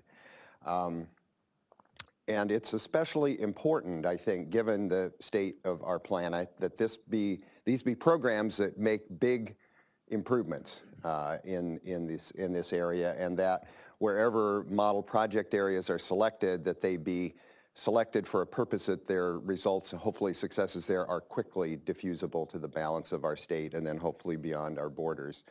So the Sacramento region for some time has, I think, earned a reputation for being a good creator and implementer of new innovative ideas. More than 10 years ago, we adopted our regional growth vision, the Blueprint Project. 50 years out, had major benefits on both the criteria pollutant and the greenhouse gas emission side. That program was successful enough, it became the impetus for a large state law, Senate Bill 375, which requires all of the regions in the state that are MPOs, if you're doing plans that meet the targets for greenhouse gas reduction that are set by this board, the California Air Resources Board. So we have been successful in that. A key part of how we are meeting our performance in this region involves the diffusion of electric vehicles and a regional economic electric vehicle infrastructure plan, which we all came together and adopted and put in our last sustainable community strategy. There are savings that are documented from that we are counting on, that the Air Resources Board has, the technical staff has validated as legitimate. And as we move forward to our next target setting with the Air Resources Board, we have every reason to believe that the targets will continue to get more and more difficult, more and more stringent, and we view the rapid diffusion of electric vehicles as an essential element of continuing to meet the targets that are set by the Air Resources Board. I want to close by saying also that we have a strong disadvantaged communities component in the city of Sacramento and the county of Sacramento, and some elsewhere in the region through the Cal EPA process, and we do benefit from having a good relationship with the federal government and a designated promise zone here that affects a substantial portion of the inner areas of the city and the county. And so I think we're ready to be really effective partners with you on this. Thank you. Thank you. Good morning. My name is Bud Beebe, and I'm here representing the California Hydrogen Business Council. The Business Council is a member-supported group that has over 100 members. These are all businesses that promote hydrogen and its uses in transportation and in other parts of society. We're very, very pleased that with what the California Air Resources Board has been able to do with this process. You know, it's so unfortunate on one hand that we stand here and what was, you know, the reason for this thing is that there was a total abrogation of the public trust. And when you start from those ashes, it's hard to see a way forward. But fortunately, and I think to the credit of the ARB and to the other leaders in California, you've been able to take this and sort of use it as a memorial to the fact that perhaps the IC engine in transportation has come to its ultimate end. And it's time now to move on to zero-emission vehicles, zero-emission transportation opportunities that provide society with the things that they need, that they want, but that don't subject us to those air quality problems, don't subject us to a lot of the energy resource support infrastructure that has caused so much damage in the past as well. So hydrogen and hydrogen members are happy to support you. We, of course, would like to have more. We'd love to have seen more specific information on how hydrogen infrastructure can support renewables and become a key part of the integration of renewables into the grid. But we're happy with what you've done, certainly, and we will support you. Thank you so much. Thank you. Hi, I'm Dr. Shane Stevens, one of the founders of First Element Fuel. The business of our company is to retail hydrogen, and 2016 has been a very exciting year. The first year retail fuel cell cars are on the road, and the first year that we're retailing hydrogen. And our little company alone has opened 16 stations throughout the state, spanning from San Diego to Lake Tahoe, and we've fueled over 3 million miles on fuel cell cars just this year. So that's very exciting for us. So I think we, unlike maybe some of the previous speakers, I just want to throw a lot of support here for the ZEV program in general. We're big believers of the electrification of the automobile, whether that's battery or fuel cell electrification, and want to thank the Air Resources Board for getting your arms around a very difficult task here, and I know it's just the beginning and there's going to be a lot of work. And I'm sure that there's going to be some disappointment. You know, we hope some of this hydrogen money flows into hydrogen. It may not, but I think at the end of the day, we all have to stick together and you know, put a lot of emphasis behind the ZEV program and the ZEV regulation and how successful that's been. A couple of specific points on hydrogen. First, just want to applaud the effort to convey to Volkswagen that investment in more hydrogen stations is important. We have two major automakers directly invested in our company, and what we hear from them is that we need not only more stations, but stations that can serve more cars. Their executives sit in rooms and make decisions, you know, 3-4 years in advance about production volumes. And what we hear is if there are only enough stations out there that are going to support 10,000 cars, then they're only going to make 10,000 cars, right? If they see on the horizon that the station network is going to support 100,000 hydrogen cars, then they'll make a different decision. So I think just want to applaud that. And then one suggestion that I want to make is that perhaps you may consider adding to this the extension for hydrogen into the production and delivery of renewable hydrogen. Today, 1/3, 33% of our hydrogen comes from renewable sources, and that's great. We want to make sure that not only does that continue, but we actually increase the content of a renewable hydrogen. And I think there's two good reasons for that. One is, of course, it falls in line with the greenhouse gas goals of California. But the other one is that we believe the California consumer actually appreciates and wants more renewable hydrogen, and that can help accelerate the adoption of fuel cell electric vehicles, which I think is what we're all after here in the end, is more zero-emission vehicle options to the consumer and more adoption of the zero-emission vehicles. So thank you very much. Thank you.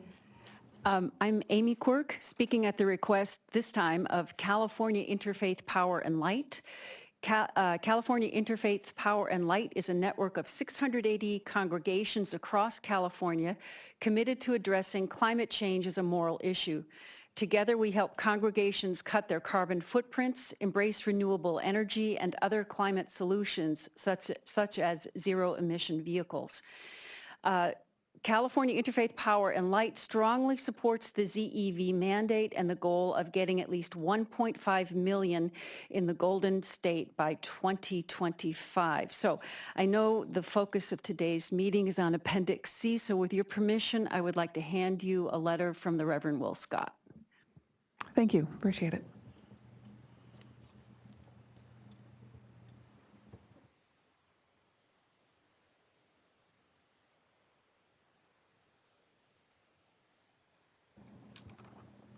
Do we have a speaker on this side of the room?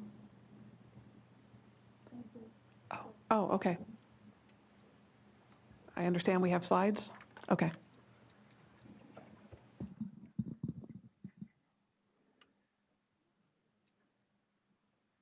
Morning.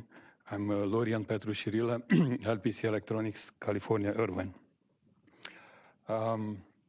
We are active in, okay.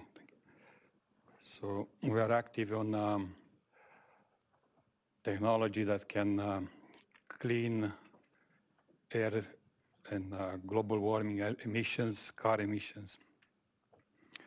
Let me see if I can, okay. Myself, I'm 35 years on electrical radio frequency and antenna engineering. I manage research and development teams. Psion invented the PDA, which today is the smartphone. Motorola, Zebra Technologies.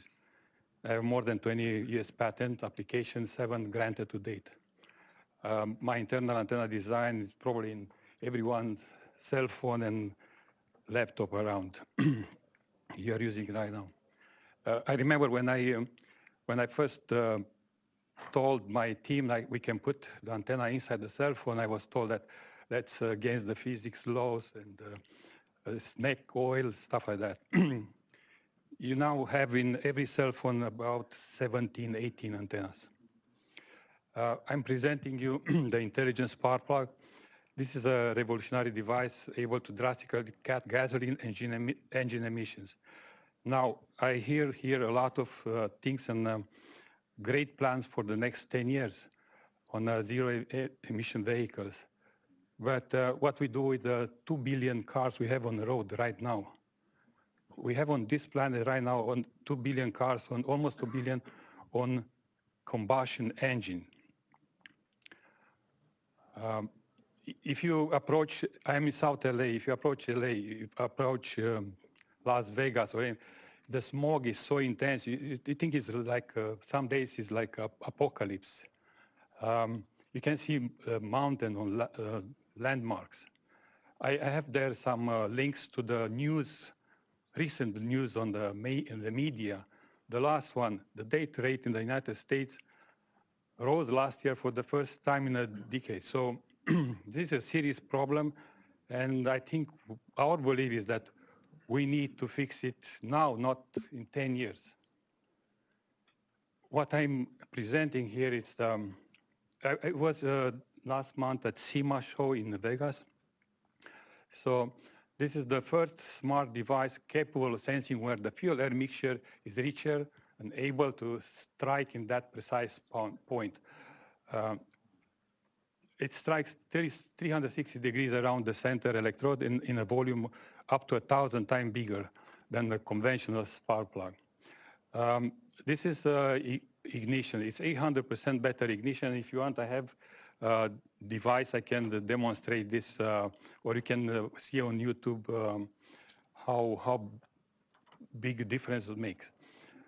What the benefits for Sir, improve combustion and excuse cut me. emission.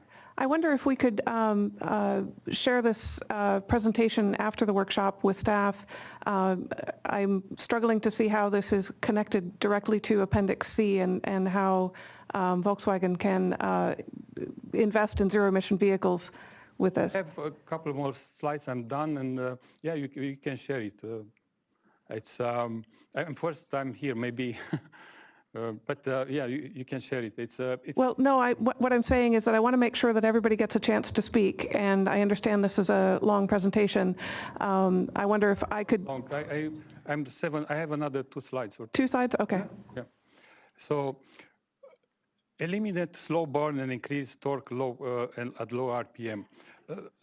We can get we can obsolete catalytic converter based on some reports, and it is back compatible and easy to install and a serviceable part on the existing 1 billion gasoline engine that pollute the air right now. I don't want to, so I have measurements done at California smog station, star certified smog station, and I will just show you what 1 billion cars are with the spark plug today, and this is how the air will be clean. So what was black, it's a baseline. Now all the cars, they will, using this spark plug, will have no carbon monoxide emission. We will have 842 million cars, zero emissions, just replacing the spark plug. So this revolutionary device can fix the past, which we have to do that, and improve the future. ZEV will improve the future too. This can be like, if you remember the blackouts in the 80s, incandescent lights, very high power consumer, CFL and LED fix that part. This is something that we can do.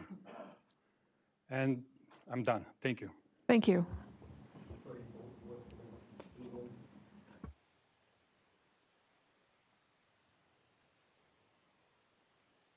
Hi, I'm Mina Jaffe from Clean Fuel Connection, and we've been selling and installing EV chargers since 1996. So we've probably done over 10,000 charger installations, and it's great to see the industry evolve, and we very much appreciate all the work CARB's been doing, and especially on this settlement program.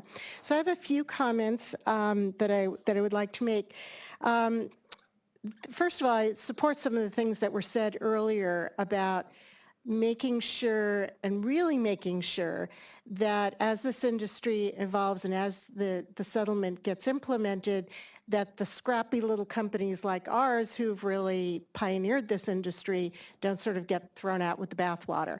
And I think there are, the industries evolve and there is a natural progression, but I do think we still need those innovative ideas, and I'll talk about a few of them that I think we need to look at as part of the settlement. But just in general, competitiveness, innovation, leaving room for new ideas, and that goes back to one of the key words in the settlement, transformative. I love that. I think I would like to see that applied to the whole program, not just the green cities.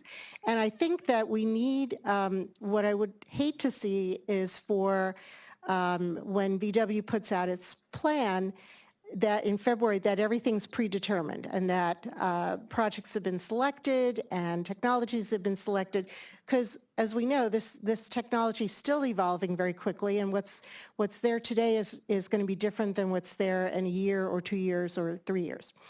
So I think we need to leave some room for the innovation. The second thing is that, this is really a one-time, quote-unquote, windfall. We know that it comes from, some very bad actions, but it's also an opportunity to leapfrog and move the industry forward, but by tackling some of the really knotty problems that we still face. And a couple of them have been mentioned. I'll mention the ones that are near and dear to my heart. One of them is fixing the utility rate structure so that we don't penalize people who sponsor fast charging. We're hearing about fast charging now going to 350 kW if people can't pay the electricity for 50 kW, what are they going to do with 350 kW? That's going to be a big problem. The other thing is I would like to support solutions that integrate solar, battery storage, and charging. We really need to, we run into so many situations where, especially in multifamily and even in businesses, where there just isn't the capacity, and the upgrades are extremely expensive and just not cost effective to do. So we can mitigate that with solar and energy storage, and I think that should definitely be an emphasis. The other thing is, and my last point is that in addition to, I love the idea of the green city, and this is something Diane Wittenberg, for those of you who remember when she started in the EV world, that she came up with this model city idea. Great idea, but it shouldn't be the only government initiative that we do. There's some very knotty problems around permitting. Permitting is getting harder, not easier. Finding electrical workers is getting harder, not easier. Getting through utility interconnection is getting harder, not easier.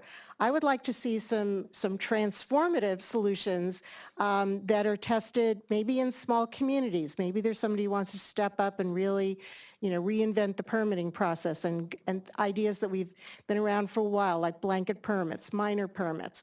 There's some great concrete suggestions. So hopefully we won't just put all our eggs in one basket, and let's reward some innovation, let's have some competition, and let's see what we can do. Thank you. Thank you.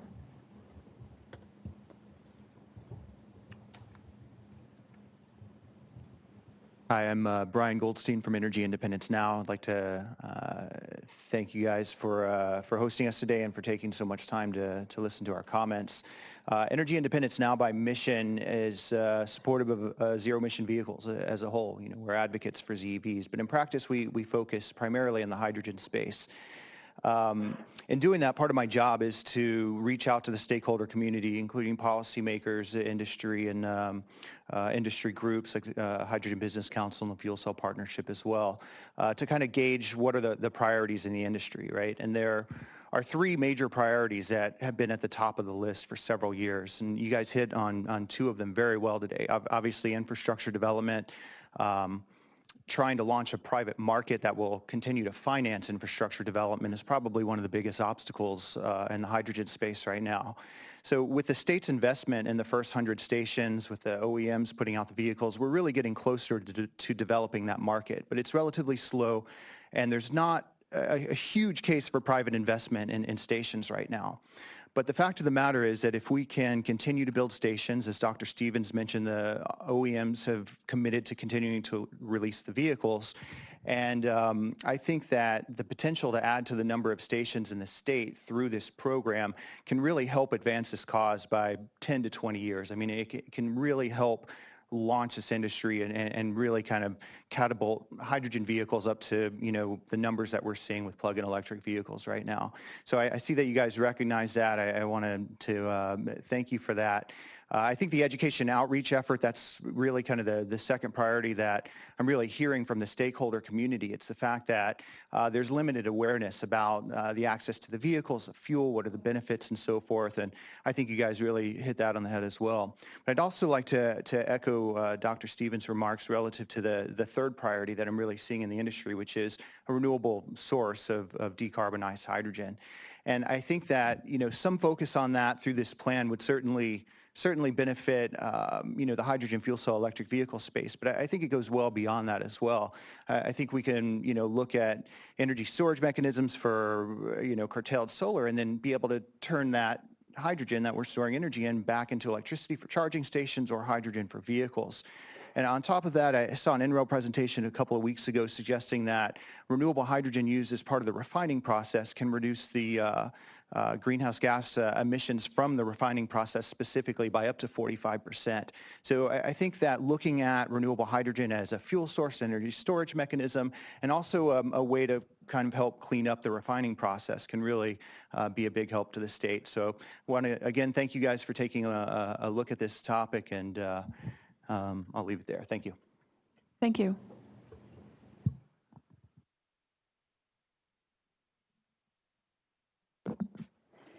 Hi, my name is Margaret Taylor, and I'm here from Stanford and from Lawrence Berkeley National Laboratory.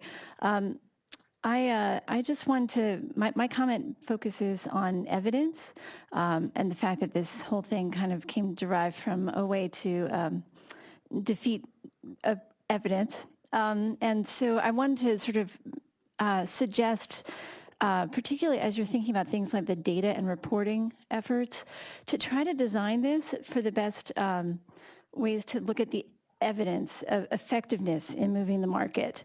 And there's a lot of ways where that matters. In economics and behavioral sciences in particular, the standards of evidence these days really are kind of coming sort of like they are in public health, with control trials and randomization and having enough statistical power to know that you're actually seeing the actual signals rather than just sort of a bump. Like do we really know it's coming from specific actions? Because this is sort of a one shot, and so, and this could help in a lot of different aspects of this, I believe. We know there's issues of consumer confusion, for example, where we could really think about applying some of the lessons of choice architecture to try to help think about how to reduce that confusion in the public awareness campaigns, not just talk about fun features, really, but where is the root of the consumer confusion? I wanted to talk about things like standardization. These are areas that economics really has a lot to offer. I think, we've had people talk about, we see this phenomenon of peer effects, where you're seeing this diffusion in certain clusters, but we don't really know necessarily why that peer effect is happening. Is it just because you see your neighbor driving it? Is it because there's a really strong dealer in the area? Are there other kinds of ways that, that's driving some of this? Is it actually local infrastructure investments and better placed chargers, for example? And in addition, we have a lot of assumptions about experiential marketing that, butts in seats drives drives the market, but we don't really know how much butts and seats or which way to do the butts, It's, with the virtual reality helmets that have been piloted in Salesforce demonstrations, could you use something like that as an experiential marketing approach? And would that be effective? Do we know that workplace charging really makes sense at this point when the large businesses in California have been doing it? Like, where does that go with small businesses? And also there's a lot going on, I think, do we know about the effectiveness of our information provision efforts with all the websites out there providing all that information? Do we know the analytics on this? So I just really want to make as strong a call as I can as you design all of this to think about standards of evidence, particularly from the best practices in the social sciences. Thank you. Thank you.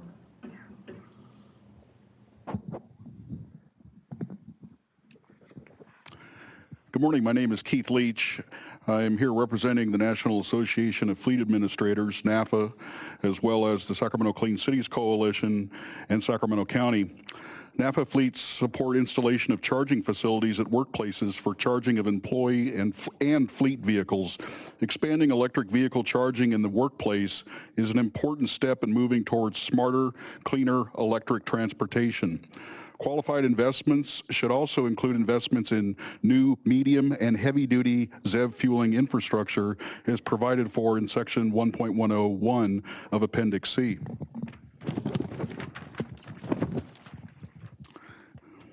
Regarding investment area to increase ZEV access, if such programs include a replacement or scrappage of existing vehicles, such programs should provide subsidies for government and private fleets in order to offset the incremental upfront costs. We support providing a higher subsidy for ZEV acquisitions by government fleets. For many years, capital expenditure budgets of numerous fleets have been severely constrained, delaying vehicle and engine replacements.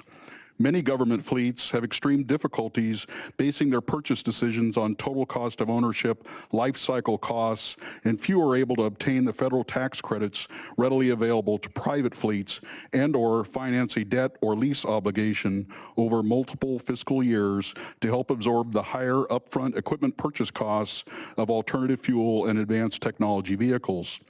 Therefore, upfront financial assistance helps government fleets provide justification to policymakers and elected officials to prioritize the increased public investment in ZEV vehicles and engines. And NAFA suggests that fleets agree that guiding principles for green cities projects might include investments in zero-emission transit and zero-emission freight. Such principles should also include investments by fleets in light-duty ZEVs operated by sales, repair technicians, and other personnel. As well, NAFA suggests guiding principles for the first ZEV investment plan should include programs and actions that reach fleet users in California. This would include vehicle replacement and infrastructure development. In addition, the investment plan should provide for grants for research, education, and other information dissemination and professional development activities to significantly advance the effectiveness with which organizations can utilize ZEVs to manage vehicle energy consumption and associated environmental impacts.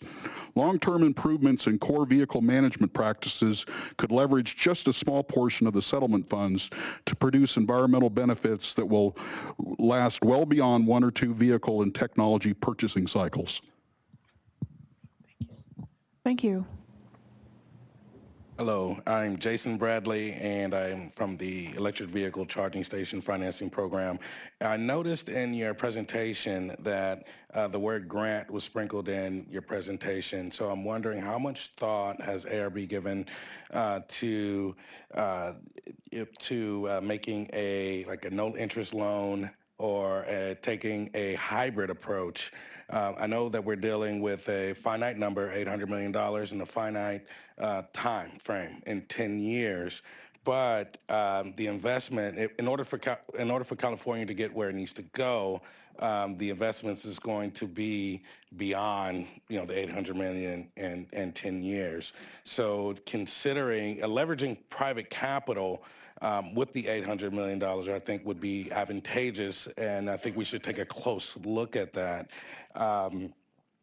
My organization, we strive to create creative financing programs to leverage private capital. So I guess my ask of you is if we wanted to start conversations on, how to come up with a program to turn maybe the $800 million or a portion thereof into a multi-billion-dollar investment in EV infrastructure, how would we do that? I think we can certainly pass that along to Volkswagen and see if that sparks an interest. Thank you. Good morning, everyone. My name is Bo Whiteman. I'm here representing Tesla today. We'll be submitting some formal comments as well, but I wanted to take this opportunity just to provide a little bit of insight that we've gained over the last few years installing the supercharger network both across the state of California and across the country. Today, the supercharger network comprises some 400 individual 135 kW connectors across the state of California, enabling our drivers to freely traverse the state, freely travel throughout their communities, and it has become a really popular feature of our products. The two primary goals that you have set forth on public outreach and infrastructure, we will want to commend you on that, but also caution to carefully consider the amount that is being spent on outreach and education versus the amount being spent on infrastructure itself. We've spent the last 4 years, rather than traditional advertising, investing in infrastructure, which has proven equally, if not more valuable than running ads or any other sort of kind of traditional marketing. We have supercharger locations in over 300 communities in the United States, including a lot where we will not have true sales operations for many years to come, if not ever. So in doing so, in building this infrastructure in people's communities, you bring vehicles into the communities, people see them, they become interested, they all have access to the internet and are able to further educate themselves that way. We would also, knowing that the funds can also be spent on hydrogen as well as electric vehicle infrastructure technology, simply state that the ARB take into consideration the movement of the market currently. Every OEM has announced major and significant investments in the EV product lines. Daimler just at the beginning of this week announced an $11 billion investment and somewhere around 8 new products by 2020. So EVs are definitely the way the market is airing, and for the amount of money that's required to install a station, you catch a lot more drivers than you do if that same amount of money were spent on hydrogen. So the last two comments really quickly, in section 3.3.2.5 on maintenance, cannot stress how important this is. The success of the supercharger network is a direct result of the maintenance plan that we have behind it. We have a team of maintenance technicians stationed around the country who can respond to incidents within 24 hours. So as our drivers are doing their thing, they know that no matter where they go, that the station will always be in operation and there won't be questions about that. So that section calls for a 10-year maintenance plan on everything. We really want to see, however these funds are spent, that is strongly adhered to. And that funds that are spent on workplaces, I'm not terribly familiar with how the current program is structured, but there shouldn't be a minimum employee designation. A group of folks that we're finding to be increasingly left behind by workplace charging programs are people who will work for both small employers, but then franchises too. If we're talking about focusing on disadvantaged communities and you're looking at individuals who, say work at a Starbucks, well, they park at Starbucks all day. Shouldn't Starbucks also be encouraged to install workplace charging for the few employees that they have at each franchise location? So it's proven over and over again with all the research that investing in workplace charging is really valuable. So we commend the programs that have helped that along and encourage more of it. Thank you. Thank you. Bo, how do you spell your last name, please? Whiteman. Hello. Jeannie Wardweller with the California Bicycle Coalition again. I want to support the comments that Bill McGavin made and align myself with his comments. And I also just wanted to ask you to clarify a little bit about what you were saying about bicycles not being eligible. And I'll just make a few comments that I hope can convince you to reconsider that eligibility. Electric bikes are a really exploding market here in the U.S., definitely in California. There are a lot of companies that are investing in electric bike technology, and we're seeing in places like Europe and China, the market for electric bikes is huge, and they are used as commute vehicles primarily. So they're definitely used for replacement trips, and we could see pretty significant emissions reductions. I think that category of investment would fit really well within your Green City initiative, particularly if you're trying to make a transformative investment with a fairly small amount of money invested annually. Things like bike sharing programs, electric bike sharing even, could fit in the category of ZEV Transit. And what you can get out of investing in electric bikes versus electric buses could be really huge bang for the buck. And also cargo bikes. Electric cargo bikes are exploding, and some major companies like UPS and DHL are actually doing pilot projects where they're using electric bikes powered like sort of small light-duty trucks to deliver packages in urban environments. And obviously it's a huge emissions benefit there as well as a health benefit and lots of other co-benefits. So I just encourage you to consider that, and certainly we'll be submitting comments to that effect. Thank you. Thank you. Thank you, Annalisa and the Air Resources Board. I want to, before I start with my comments, applaud you for the years of not picking winners and losers. As we are entering the first year of real commercial status for hydrogen fuel cell technology, I implore you to ignore those who want to pick winners and losers and allow all the ZEV technologies to compete in the open market. So with that, on behalf of the members of the California Fuel Cell Partnership, I am Bill Elrick with the partnership, and we appreciate that ARB has included hydrogen in this first phase of the VW settlement funding. And as you know, in less than 1 year, we have seen nearly 1,000 consumers purchase and lease the first fuel cell vehicles. And just this week, we opened our 24th retail public station capable of fueling all of those cars and multiple cars a day. The commercial launch has now begun, but more support is needed. As you look at the Volkswagen plan on February 22nd, as it applies to the hydrogen and fuel cell vehicles, we'd like to offer the following considerations. First, quickly expanding the number of hydrogen stations is the single most important element for increasing fuel cell electric vehicle deployment.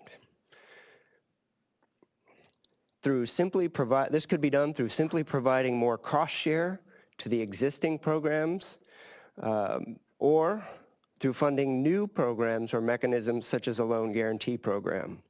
The VW settlement money could leverage the AR-FVTP funding to make those stations, that network, go further by building more and faster.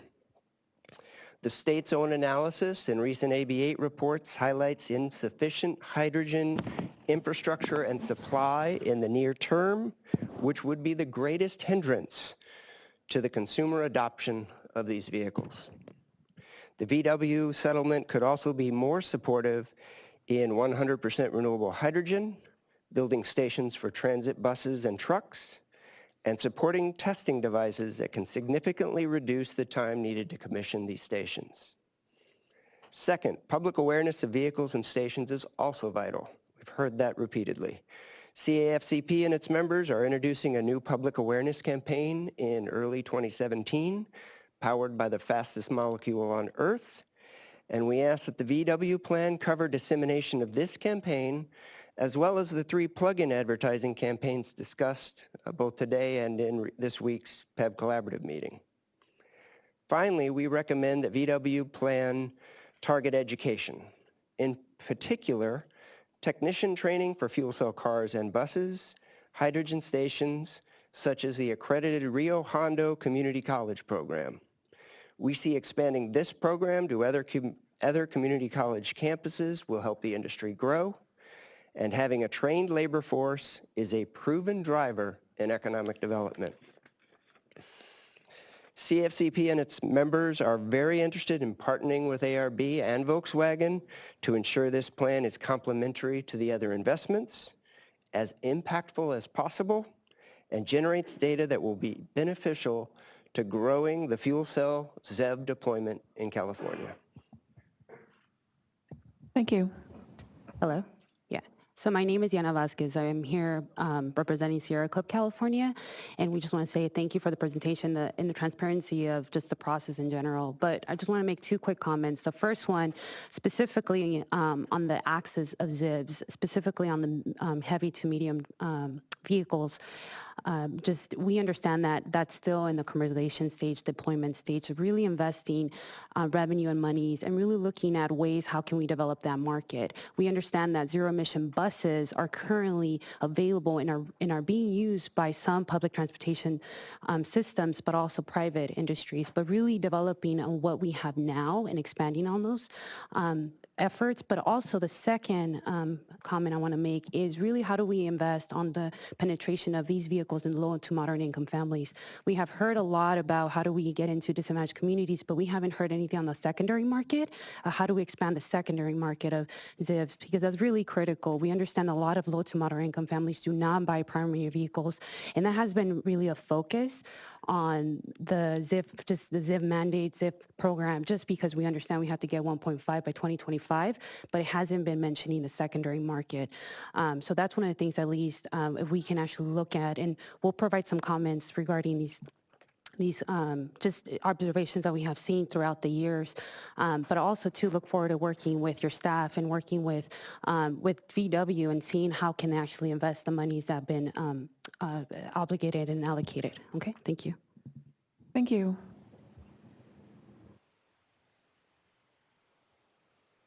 Good morning. I'm Joe Cravoza from the University of California, Davis's Institute of Transportation Studies. Thank you very much to ARB staff for being with us, and it's wonderful to see so many partners that we work with so frequently here today. The University of California is a primary planning and projects organization for the state of California, not just at Davis, but at Berkeley, Riverside, Irvine, and UCLA. We have very significant energy and transportation programs that speak specifically to implementation of the ZEV goals in California. There are two ideas from Davis that are very germane to Appendix C. The first, I was very pleased to hear the reference this morning to the paucity of consumers that truly understand what a PEV is in the state of California and how it can help their lives and the quality of life in the state of California. And some of that data has come from Davis. One of the things we've found, and we know, and I think we all know in this room, is putting somebody's tail in the seat and getting a drive of the car is tremendously important in changing the attitude. And UC Davis, I think, ran the first ride and drive in the state of California at the Rose Bowl in the late 80s or early 90s when Tom Turntine and Ken Karani did that work. But we've also done thousands, tens of thousands of consumer surveys asking consumers exactly what is important to them, whether it's peer-to-peer, workplace charging, the range of the vehicles, and so on. We've been happy to pioneer that work. One thing that we've discovered is that the process of somebody filling out a survey about their travel and their family's travel and how far they go piques their interest in ZEVs tremendously. They realize how those cars can fit into their lives. So on the education side, we hope that VW will smile on the idea of expanded surveys of consumers in the state of California that can point consumers to the cars, to the BEVs, to the PEVs that will be very beneficial to them. Second, we've been very, very pleased, really for decades, to work on alternative fuel vehicle charging infrastructure planning. It started with natural gas, it moved into hydrogen, and now we do tremendous amounts of work in the PEV area. Where we're going to put the stations, how much they're going to cost, what the density is going to be, how we reduce congestion. And so we also will look to VW to smile on those ideas and make sure that the dollars that are going to be spent on infrastructure by everybody in this room are spent as wisely as possible. So we look forward to being part of this. We hope that whatever VW adopts that we put forward, that ARB will smile on it as well. And we look forward to working with everybody in this room on this very, very, very important expenditure of funds for California ZEVs. Thank you. Hello, my name is Stacy Renexis. I'm CEO and founder of PowerTree Services Incorporated. We are a integrated energy services provider focused exclusively on serving multifamily residents. I saw a couple of points in the presentation in regards to multifamily, but I want to bring out some facts that are often missed. Right now, when you look at the sale of zero-emission vehicles, we have about 97% of them going to single-family homeowners. It's the low-hanging fruit. But the population of California is 42% renters, and in the urban centers, it's typically the majority are renters, with highs as high as 67 to 75% being renters. Those same rental concentrations are the districts where most vehicles get sold. So an emphasis on multifamily is really critical. And there are cost benefits, there are visibility benefits, and there are other benefits, I think, which many of the other companies here and stakeholders here have commented. The fact that an infrastructure is in place gives people the confidence to start exploring and asking questions. Seeing the vehicles lets them see that. But right now, we have locked out half to two-thirds of our population from having any access to these vehicles, no matter how much we spend on chargers for individuals or fast chargers on corridors or the rest. We have to get the entire population engaged in this effort, or we're immediately handicapping ourselves by a factor of 2 or even 3. And to that extent, there are a couple of players who are working in this region, including ourselves. But I would highlight that any effort has to be around getting multifamily engaged, because you're immediately doubling the effectiveness of anything else that you're doing. And then secondly, the key to getting multifamily engaged is to getting the ownership of multifamily engaged. So that means reaching out to property owners, making a dedicated focus and information available to educate property owners and to address those owners. That is a very concentrated ownership. It is not a lot of people.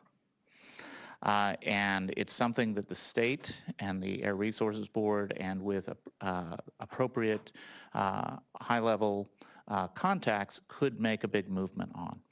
So within that context, I would also say, look at sustainable economic models as a key filtering criteria for projects that are going to go forward. We've had a lot of testing, we've had a lot of experimentation, we've had a lot of successes. You can see some of the companies here who have been successful in finding a niche and finding ways to get things done. Build on those successes, right? We need to move quickly, and we need to move cost effectively, and $80 million a year is a drop in the bucket compared to the benefit that we can gain by reducing gasoline consumption in this state. One of the studies that was done recently by Strategen Consulting and provided to the governor some time back indicated that the state benefit of eliminating 50% of gasoline consumption was on the order of $50 billion per year in new economic activity and revenues within the state of California, with no increase in taxes. And in an era when we have a federal government that is going 180 degrees away from what's necessary for survival, that kind of benefit and that kind of resource is something that we need to enable. Thank you. Thank you. Good morning. My name is Abdallah Sharkawi. I work with a small company based in San Francisco, Volta Charging. And I want to join the comments of both from Tesla and from the gentleman from UC Davis with three different comments. First, I really commend ARB for the leadership and the active and a lot of the thoughts that I've seen here. One aspect I want to comment on is raising awareness. And I want to point out at something that we have learned at Volta. What we do is we have turned a little bit the model of putting public EV charging upside down by essentially providing it installation, hardware, lifetime maintenance, and upgrades to the site hosts for free by bringing essentially private money from sponsors, from private brands that want put their message front and center in the place where the community parks to shop, eat, and play. So shopping malls, grocery stores, downtown neighborhoods. What we have learned is by investing, essentially we put level 2 charging in places where no one else would put them just because it's really expensive to put it front and center. So it's the opposite of optimizing for installing it by the service cabinet behind the building. What we have learned with that is that, one, because of the convenience, EV drivers are really happy about that, and it drives really high utilization. We got a lot of turnaround, and we get an average of 8 charging sessions per day during the daytime hours. In addition, what this does, because these stations are very visible to hundreds of thousands of visitors at each site, and because we have, as Tom Turrentine's study has pointed out, we have so few of the non-EV driving American part of the population that don't know anything about EV, they suddenly see cars plugged and infrastructure available with cars that actually they would not know are actually electric. And we've conducted several surveys looking at the impact of the sponsorship for the brands. And I'll point out to 2 pieces, which is really important, I think, for getting data back on these programs. The first one, we've done several studies asking, once they see those charging stations in the place where they shop, would that drive them to consider a plug-in EV in the next car purchase. Between 68% to 78% of the respondents of the surveys say now that they've seen those stations that'll drive them to actually consider a PV, which is incredibly huge. And then the other piece is really about the visibility. So this type of awareness, it goes back to the point of Bo, putting at the same time EV charging infrastructure that's very visible and where it is sited can actually drive that awareness hugely. And the second point, or actually third, I wanted to make is we're a small company and we've been managing to bring a lot of private capital to essentially install EV charging, public EV charging that's incredibly useful, incredibly utilized, and an incredible catalyst for raising awareness and driving EV adoption. But we've done that as 25 people in San Francisco, and we want to make sure that we still can compete on a level playing field, even and partnering actually with with these programs. So it goes back to certain comments, and I invite you to make sure that this is maintained. Thank you. Thank you. This is Bill Boyce with Sacramento Municipal Utility. As you know, we've been active as leaders in this space for over 25 years supporting EVs and EV charging infrastructure. The point I wanted to emphasize was the fact that looking in the long term and transforming this market, we're going to need all the investment we can in this arena. So we see this as really being complementary with what the state's already doing with AB 118 funds, what the utility and SMUD in general is also doing as an example of trying to get as much charging infrastructure as we can in to support these markets. So I really see this as being complementary and the need for all the stakeholders to work together, which is really going to take a lot in order to get the infrastructure in place to meet the vehicle goals and the emission goals, particularly when you start thinking about what's needed post-2030 to get to the 2050 state policy targets. So that was my Thank you. Mike Lord with Toyota. Thank you for the opportunity to say a few words. Just wanted to mention that Toyota supports vehicle electrification of all types, plug-in and fuel cell vehicles. I did want to also thank ARB for being technology neutral. We believe both technologies, types of technologies are important for California and actually the world's future for electrification. I did want to make a couple of comments on the fuel cell side, however, particularly on category 1 and 2. We hope that what comes out of the investment plan includes strong support for hydrogen as well as plug-in vehicles, both in the outreach and the infrastructure. For fuel cell vehicles, just for the audience, we think there are some benefits that sometimes are overlooked. It's a complementary technology to plug-in vehicles, has a very long range, it can be refueled very quickly. And what often isn't thought about is the ability to charge at an area not from home in a manner that people are used to, like a gasoline station. And this is very useful, particularly for the multi-unit dwelling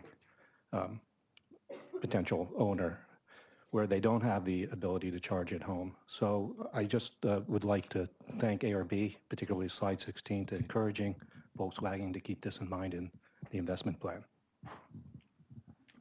Thank you. Good morning. It still is morning. So thank you for convening this workshop. Thank you for all the work that you're doing. It's a great program and so much interest. We're going to have some exciting results. And we all want, of course, more than what there is funding available. But I'm sorry, my name is Judy Robinson. I'm the Sustainability Manager for Sacramento County. I'm also part of a PEV, ZEV working group that runs across the county with partners with the City of Sacramento, SMUD, our utility provider, the Sacramento Air Quality Management District, the EV Owners Association, as well as SACOG. And we've been working on trying to be strategic in finding the right locations, for infrastructure so that we don't have an overabundance of infrastructure, but that we're strategic and we put it in the right place where it really is accessible so that we can start addressing the concerns and then also driving, pun intended, the behaviors for folks to be able to, take on and adopt PEV behaviors. So it's not like this isn't already complicated. And I agree with many of the comments that have already been made today. But what I'm asking for is consideration in an integrated and systemic approach in looking at how all the funding gets spent. You've heard a lot of some of those comments today, but there's a lot of co-benefits that come from this if we're really smart in how we leverage and utilize these dollars.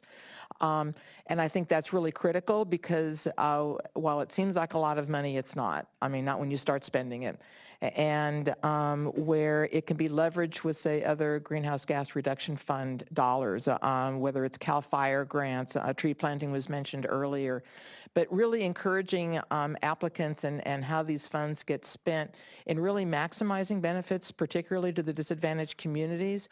But leveraging, I mean, it's hard sometimes to get down into the communities and establish some of the trusting relationships so that you can, use their property, say, for a charging station or even to plant trees. And so we don't really want to waste a lot of money in re-knocking on doors and reestablishing those. And so where we can build on some of those relationships, where then we have actually more robust improvements that go on within those communities, is what I'm talking about, and is very, very important, especially if we take a sustainable approach, which is the economic, environment, and social benefits as we look at all of these different projects.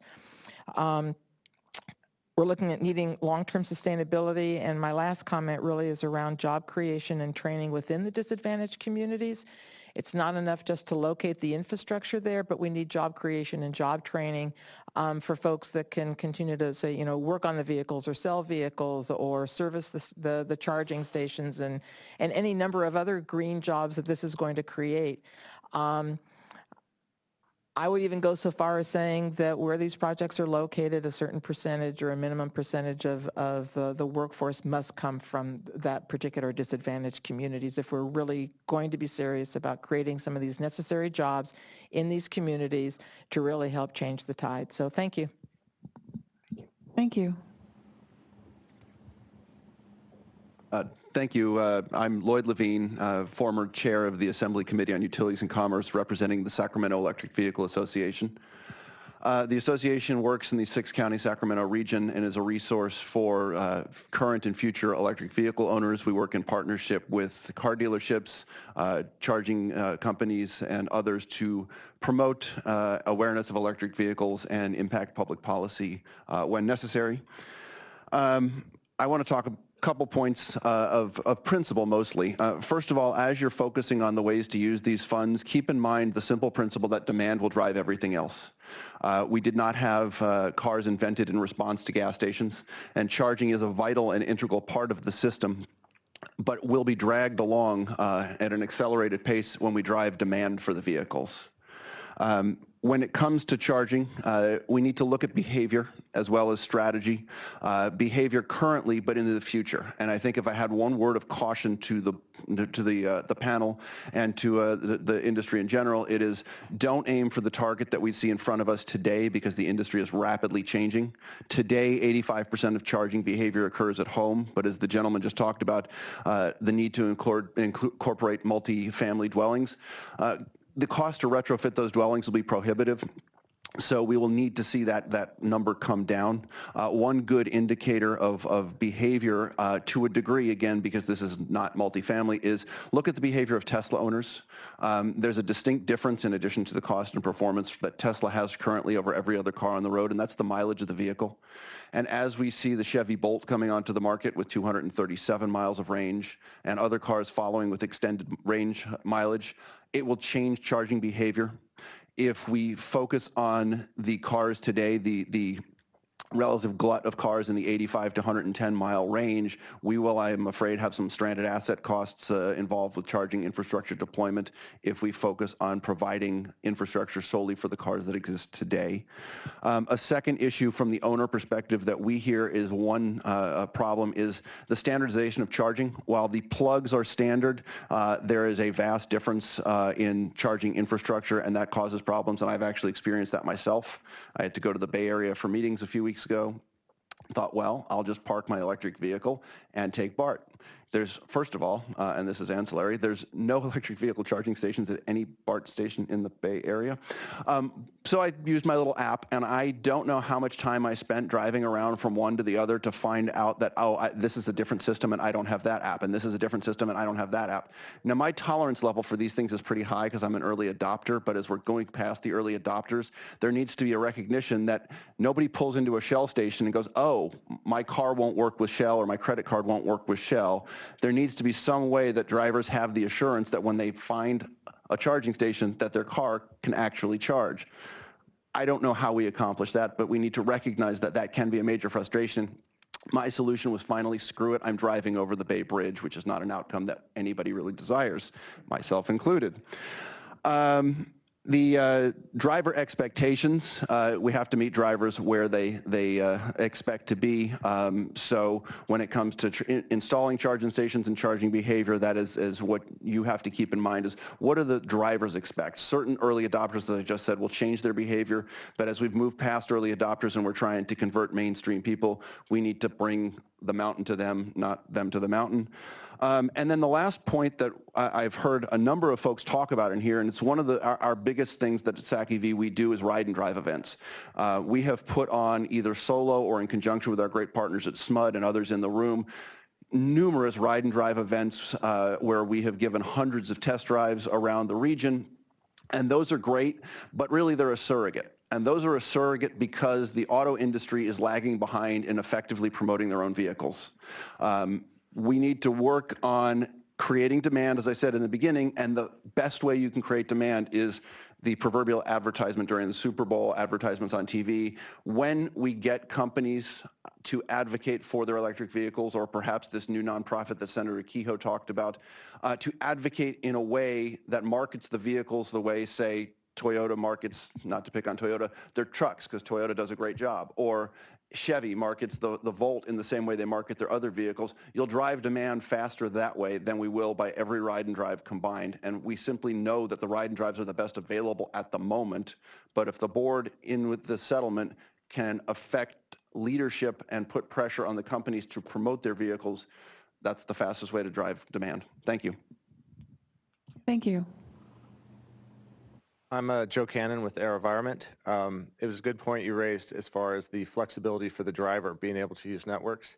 There's an equally important flexibility for hosts with respect to networks. We support what many have spoken about today as far as a competitive and innovative environment, trying to support those initiatives, not only up front, but over the life of the equipment that's provided. It's a 10-year period that we're looking at. Hosts should have that flexibility to encourage them to be able to adopt a network that is competitive and innovative. So we encourage CARB, when you're looking at solutions, to look at hardware solutions that have the flexibility to accept different networks, so that when a host makes that initial selection of equipment, they aren't locked into a proprietary network over the life of the equipment, that it can switch between different open standards and different network providers. And it would allow them to capitalize on the best solution that's available at that time. Thank you. Can I ask how many more folks we have in the room that plan to speak? 3, 5? Okay. I wanted to determine if we needed to go to a speed round. Are we still at sort of 3 to 5 additional speakers? Because we just had some folks enter the room. Okay. All right. Thank you. Over here. Good morning / almost good afternoon, I guess. I'm Lauren Sidkamp. I'm representing the Electric Vehicle Charging Association, and I'm going to keep my comments pretty brief since we're also submitting a letter and due to time, so hopefully that works. So I represent EVCA, which is the state-level trade association representing companies that manufacture, install, and manage EV charging equipment, infrastructure, and services. So most of our members are headquartered or heavily operating in California, and by our count, they account for the substantial majority of charging installations in the state. And so the consent decree provides CARB with broad discretion to approve or reject each of the VW investment plans. So CARB has a unique opportunity and responsibility to ensure that VW's investments are harmonized in intent and implementation with California's current policies governing EV investments generally, such as SB 350 and AB 118, which I know have already been mentioned. And these uphold an approach favoring continuing innovation and promotion of a competitive marketplace. And so EVCA offers these 4 high-level principles that should help guide CARB's approach, and I'll go through them quickly since there's lots more that can be said. So the first is that the investments should promote collaboration with the private sector, utilities, other state agencies, drivers, and other stakeholders to ensure that investments are well coordinated. CARB will need to coordinate carefully with all of these entities to ensure that stations are deployed in a manner that does not duplicate existing efforts or frustrate other critical state policy objectives, such as avoiding harm to the competitive market or overlooking underserved communities. Second, the investment should leverage innovation, technology-neutral strategies and competition, and provide customers with choices to improve the EV charging experience for consumers and make it accessible to all and especially affordable. So currently, the industry is providing competitive pricing and market rates for all EV users. Market participants are offering a variety of products, technologies, and business plans which diversify the market and promote innovative solutions to charging needs. So the plan that is adopted by CARB and VW should maintain the integrity of this crucial competition and allow for multiple bids for service across the contemplated investments. Third, the investment should support expeditious deployment with the goal of reducing regulatory barriers generally. EVCA recommends that VW EV charging investments be prioritized to those communities and cities that have adopted streamlined regulatory procedures set forth in AB 1236. By reducing regulatory barriers, we can advance the industry and promote solutions and new technology. Last, the investment should promote innovative, sustainable business models so that other sources of potential funding, such as other private sector investments, are maximized, and infrastructure can be updated and maintained. Like many have said, money can only go so far putting in the charging stations, but we need money to make sure that they're maintained over their lifetime, which a lot of our members already do, and these stations won't be available for future adopters unless they are maintained. And so on behalf of all of our member companies, EVCA appreciates the opportunity to present to you today, and we look forward to working with CARB, our utility friends, and other stakeholders to make EVs the vehicle of choice for Californians and deliver a clean, sustainable transportation future. Thank you. Good morning. My name is Rudy LaFleur. I'm representing Sunline Transit Agency. Sunline Transit Agency is particularly interested in heavy-duty, zero emissions infrastructure investments. And thank you for this panel and your enhanced advisory role in this process, because I believe someone said earlier about sustainable investments. And I just want to bring to mind, Sunline made an investment a while back in CNG and CNG infrastructure. It's something that's generating revenue for Sunline now and is benefiting the transit agency. I see the same potential with hydrogen. And so a hydrogen investment in a public transportation agency is a sustainable investment, because the Sunline will be running one of the largest components of hydrogen fuel cells in the country. And so with that, the investment in infrastructure for fueling and both public and private fueling is a worthwhile investment. It's not mutually exclusive. So as with investment in CNG, Sunline's running the CNG on its vehicles and also selling it to the public and it's a revenue stream for the agency. The same potential is there for hydrogen. And so we talk about sustainable investments. I think that's something that I just wanted to bring to your attention, that investments in transit properties, not only are we reducing the number of people driving on the street, but we're also multiplying that investment by offering hydrogen to the public, potentially, with the investment, and running hydrogen on our fleets. Thank you. Thank you. Thank you. My name is Ben Bartlett, and I'm with the California Clean Energy Fund, CalCEF. And I used to intern here. I used to sit in this room. It's kind of cool. I wanted to, thank you for hosting this, and of course, thank you for concentrating the benefits on the disadvantaged communities. Because you see, the areas hit hardest by Volkswagen should benefit first.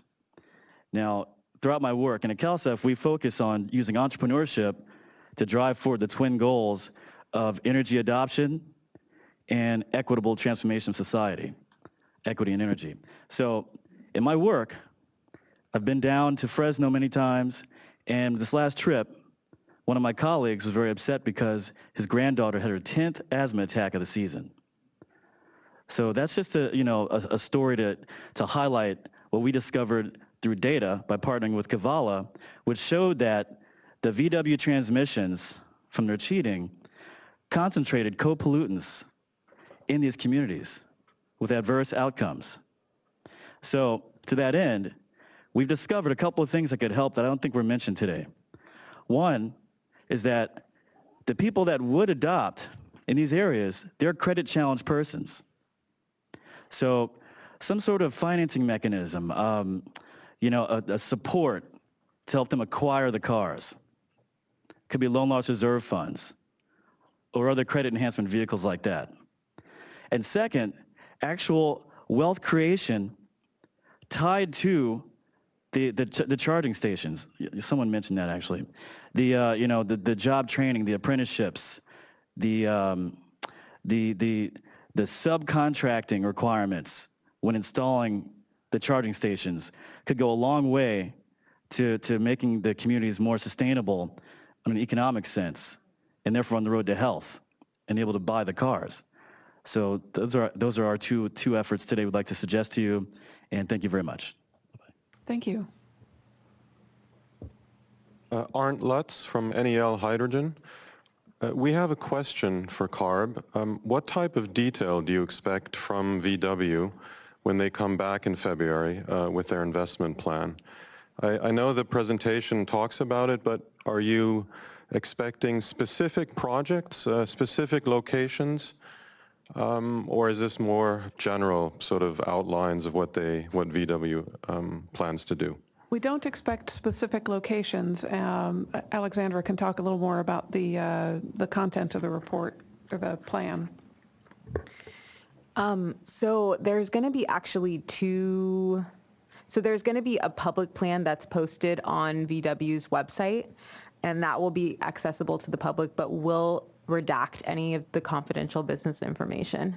But I'll direct your attention to paragraph 3.3.2 in the consent decree, in Appendix C of the consent decree, and it actually lays out in a lot of detail exactly the items that VW is required to include in their draft proposal, and that includes a description of each of the projects, an estimated schedule for implementation, including milestones and 6-month intervals, as well as the estimated costs. So there is going to be detail in that plan, but the public version again will redact the confidential business information. Thank you. One comment: SB 1505.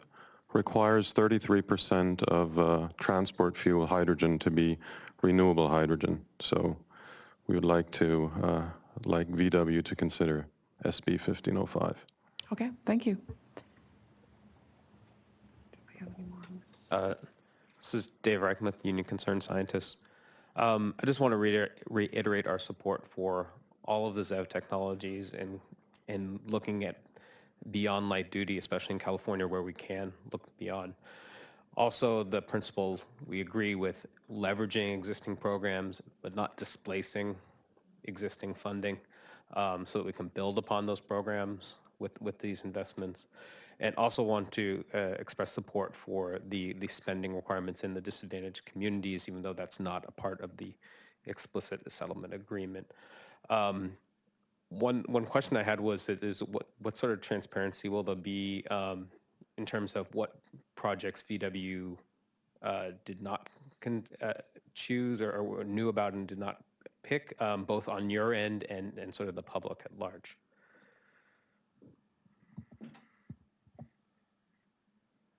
So there is going to be a public process. There's going to be workshops. We're going to have the board hearing, and then ARB will post the recommendations that it's going to be making to VW and the guiding principles. And then the public version of the draft plan will also be posted, as well as the public version of the final plan. Will you have a list of every single project that we proposed? We haven't really just made a decision about that yet, but I don't think. Basically everything that we gather during the public process, and that relates to the terms and goals of Appendix C, is going to be proposed to VW. And you'll get a public version, and you'll get to see that. It'll be posted publicly. In terms of anything which is provided through the national outreach plan, though, I don't believe that's posted or made public. So those are ideas given to Volkswagen that the public may not know about after the fact, after they've made their decision process. Hello, my name is Catherine Stankin. I'm with Plug in America. So we have been representing the voice of the electric car driver since the 90s. And our mission is to get more of these cars on the road. So to see an investment of this magnitude coming our way, this is so exciting for us. And I know all of our members are kind of jumping up and down for all the things that were mentioned here today, the charging infrastructure, the advertising from the OEMs, a lot of this, we're all very supportive of it. And we commend you for your great work and your leadership. I just wanted to echo the comments that Lloyd Levine from the ZEV Association made about really putting the driver perspective first and taking into consideration the driver and the charging behavior. And secondly, then the open access to the charging infrastructure. We think that that's important too. We don't want to have multiple, credit cards being used for charging stations. That makes it complicated, and drivers don't like that. And thirdly, I would be remiss if I didn't comment, that there's a huge voice for the electric car driver. I'm not as familiar with the hydrogen side, so I won't speak for that. But the market for EVs is here. It's now. It's ready. We're excited to work with you all. Thank you. My name is Michael Nicholas from the University of California, Davis, and I'm not selling anything, but I did want to make you aware of some free tools that we have available. We just released a report 2 days ago. It was a collaboration on fast charging with PG&E, E3, PlugShare, and us, where there's a free tool available online where we can match expected demand for charging and all the sites that are available within a certain distance.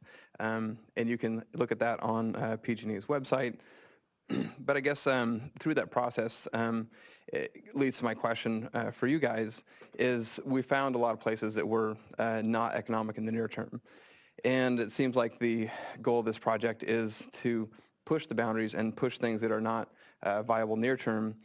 And I guess the question becomes, what's the time horizon you're looking at, and how do you transition from something that you, along with the goals of the ZEV regulation, you want to make things competitive, a vibrant market in the future, but how do you transition from these things that are not economic in the near term to something that is economic? And we can look at different examples of that in the past, rural electrification, phone lines, and even in the private space, cellular. And so if we're taking those as examples and we want to make cellular access 5 years earlier than it would be in rural areas, where it would be economic in 5 years, how do we make that transition? And what's the time horizon we're looking at? But I would say that there's a lot of places that we identified to actually make a network that were not economic, and maybe that could be a role for some of this money, is to push that horizon, get those things that are the high value items that no one wants to pay for, but also make a big difference in the decision for consumers to purchase the vehicles. So. Thank you. It sounds like that's going to be a really useful tool. Hi, Tom Ashley with Greenlots. I suppose it goes without saying, but I will say it. I just want to thank ARB for getting us to this point with this process and offering, a fairly robust set of guiding principles for us to all sort of think about what this investment can mean to us and to this industry. We're just very excited to see this process move forward. Thanks. Thank you. Are we close to the end? Anybody else after Simon?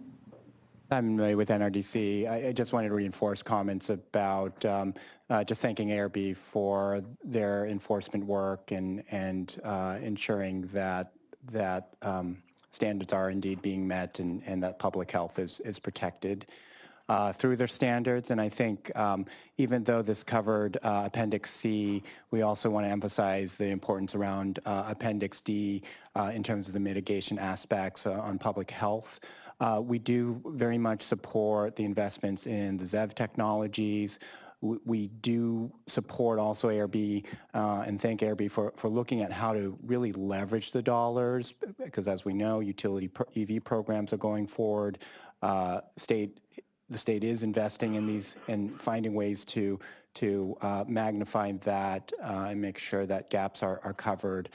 With respect to gaps, I think the areas around communities of color, low income, disadvantaged communities, very much a big gap, as well as around MUDs, as well as the fast charging networks are great places to look. We also want to encourage and thank ARB for including also freight electrification into Appendix C. We think that's unique. We're hoping that EPA also looks at that as a possibility to go forward. And finally, I would just emphasize too that encouraging sort of the front loading, as we all know, this is a 10-year investment period, but the importance of the early market, encouraging the front loading of the investments would be very critical, I think, to accelerating the market. So thank you. Thank you. Okay. With that, I would like to say thank you very much to everyone attending, to all of the very constructive and helpful comments that were received today. I'll emphasize again that we'll have our comment period open through the 16th to email your written comments and thoughts. That Volkswagen's national input process will start on December 9th and remain open. I understand that their process will remain open beyond even the first investment cycle, because this is a 10-year program, and so they will continually take comment.